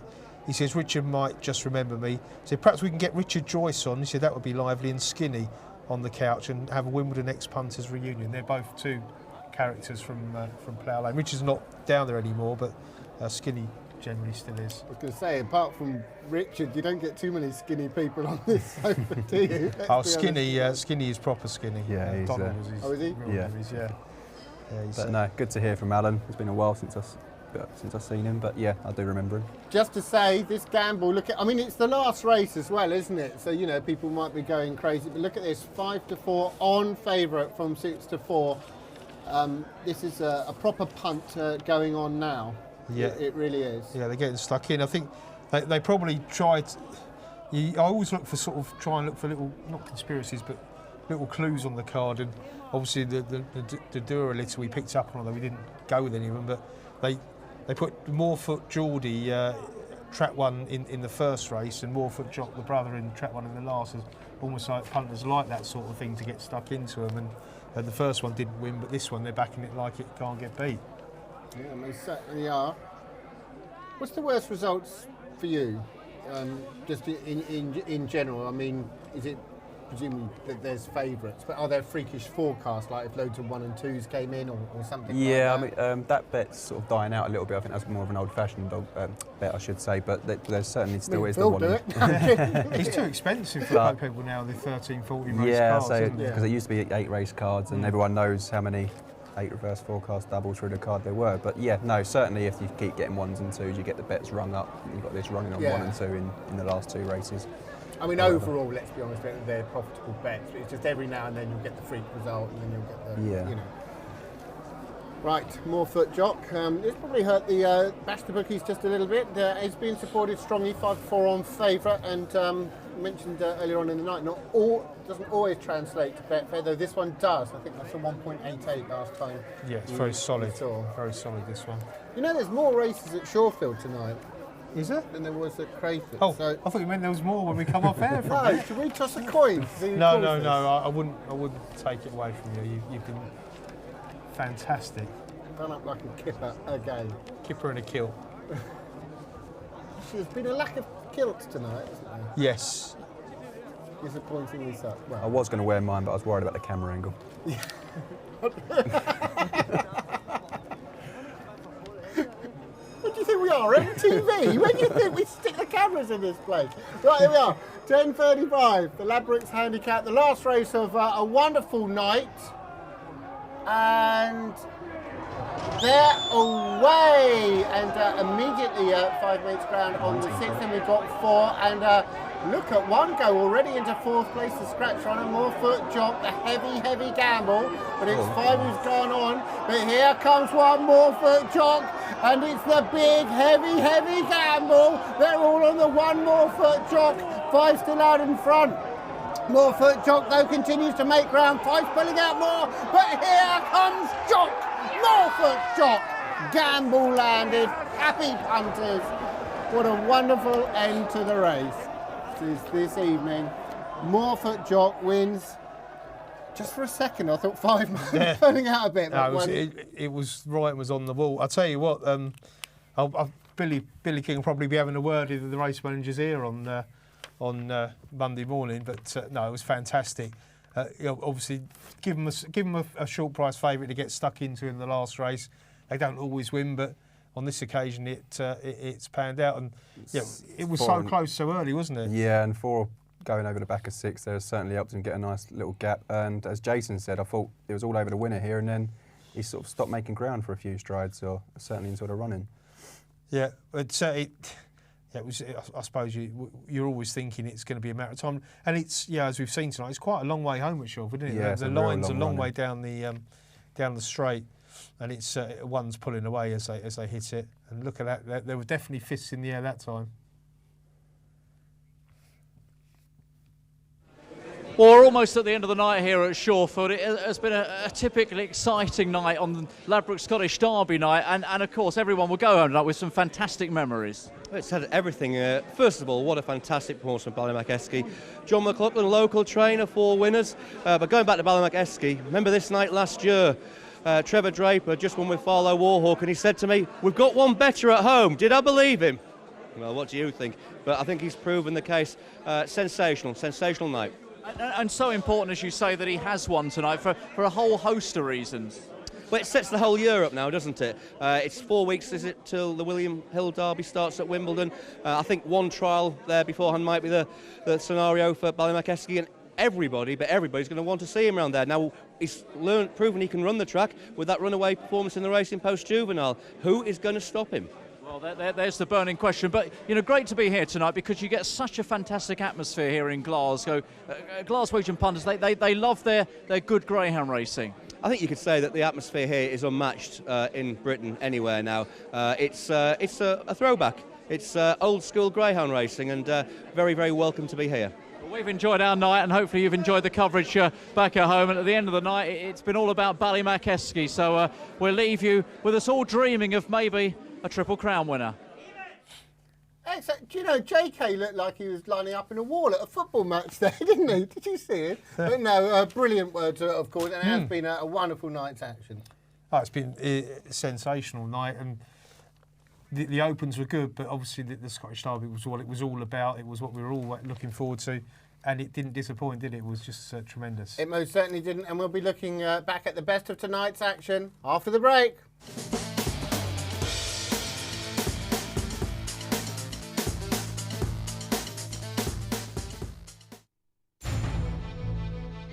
When one of the world's biggest online betting companies brings you an online casino, you expect something huge. Huge slot games, huge blackjack, and huge roulette, not to mention some of the biggest payouts around. And as for the live dealers, well, you get the idea. So with all this and up to £4 million in prizes paid out every day, Betfair Casino has landed in a big way.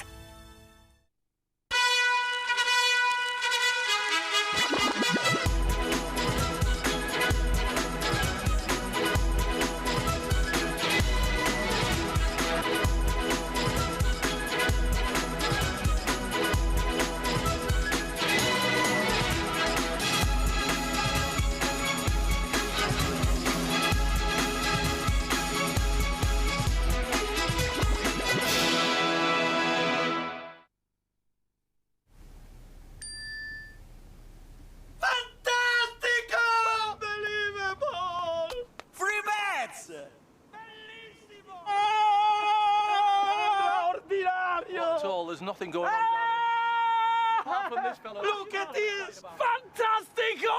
Unbelievable! Bet anywhere with Ladbrokes. Bet £10 and get £30 in free bets. Online or download the app now. Ladbrokes, game on!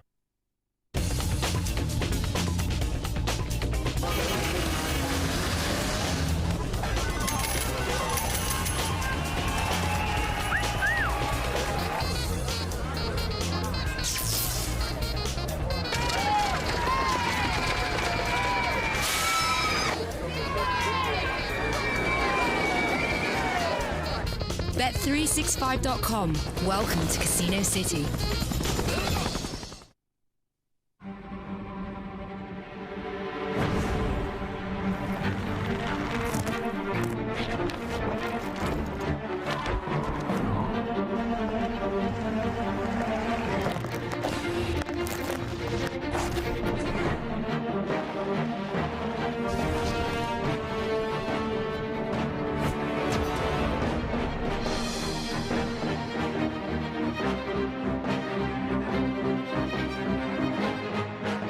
Sign up now for your free bet.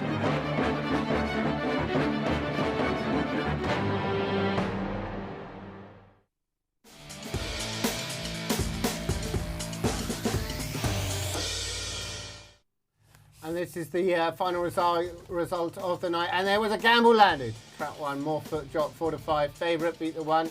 Reti Titan 5-1 third. The 4 forecast 8:37. Tricast 22:40, and I can confirm that Trap 1 won the Trap Challenge in excellent style. And talking about Trap 1's in excellent style, well. I said before the break we would see the highlights, but there is only one real highlight, wasn't there? It was the Ladbrokes Scottish Derby, and a greyhound racing superstar, Ballymac-esque, won it in exhilarating style. Let's look back. Yeah, just look at this. Trap's open and away he goes. And yeah, there's some good dogs in that lineup behind. I know people have said that it maybe it's not the top class field that you might face at Wimbledon, but he can only do what he's done and beat what's in there with him, and he's done it with some authority, and it was a commanding winning distance in the end. Yeah, as I say, he's done everything he needed to. He's trapped out, shown his pace to the corner, and people say it's not a great field, but that's Mags Gamble in behind trying to chase him, and he's pulled right away from him to beat him. What was it in the end, 6, 7 or 8 lengths? So it's a real good run. TJ's Blue Hawk again turned with a clear run and couldn't get near him this week. And also, you know, I know he's been interviewed tonight, but Barry Draper and his brother Trevor deserve a lot of credit, because they have got a fantastic string of greyhounds and or team of greyhounds, and you know it's hard maybe for them to always place them and find races and keep them all happy with. They've had 2 good winners on the card tonight, and they're handling Esky. They won't get run away with any hype. That's not their style at all, the Drapers. So they're probably the perfect trainers for that dog. Yeah, it was a magnificent performance. All we could have wished for, all probably Ladbrokes could have wished for when they took up very kindly and, well, wonderfully for greyhound racing, stepped in and saved the Scottish Derby. We almost forget now, there was that moment, wasn't there, where it looked as if Esky wasn't going to go. When Esky wasn't going to go. Yeah. Sorry. Well, they talked just about the going, didn't they? Just about the going. After the first try, went there. Oh, yeah. Obviously. Not tonight. No, it's obviously made the competition, him going up there. It might have scared off a bit of competition, you don't know, but for 2 runs for £13,000, as Phil said earlier, you can't beat that, really. Well, we've got to say we do know, because Mark Wallace was in here last Sunday, and he said he didn't take any up because Esky was in. But that adds to it. It almost adds to the myth, adds to the achievement, doesn't it? Yeah, you say. We need a superstar at the moment to keep pulling in the crowds, and hopefully he can go to Wimbledon and get to the final, and you never know. Well, we're reaching the end of the programme. We really haven't got a long time now, but I've got to say, Richard, first time on here tonight, you've been an absolute superstar. You will come back again? If I'm invited, I'll come back. I'm sure you will be, and Phil... I'm just going to sit next to him all the way home on the Northern Line and ask him for a few winners for Sheffield next week. Well, you both gave us plenty of winners tonight. Richard, thanks for joining us first time. Phil, as ever, you were absolutely brilliant tonight, but there was only one hero. There was only one that was head and shoulders above the others, and it was, of course, Ballymac-Esky. It was Scottish Derby night here on Rpgtv. Hope you enjoyed it as much as we did. We'll see you tomorrow night. All that's left to say, good night!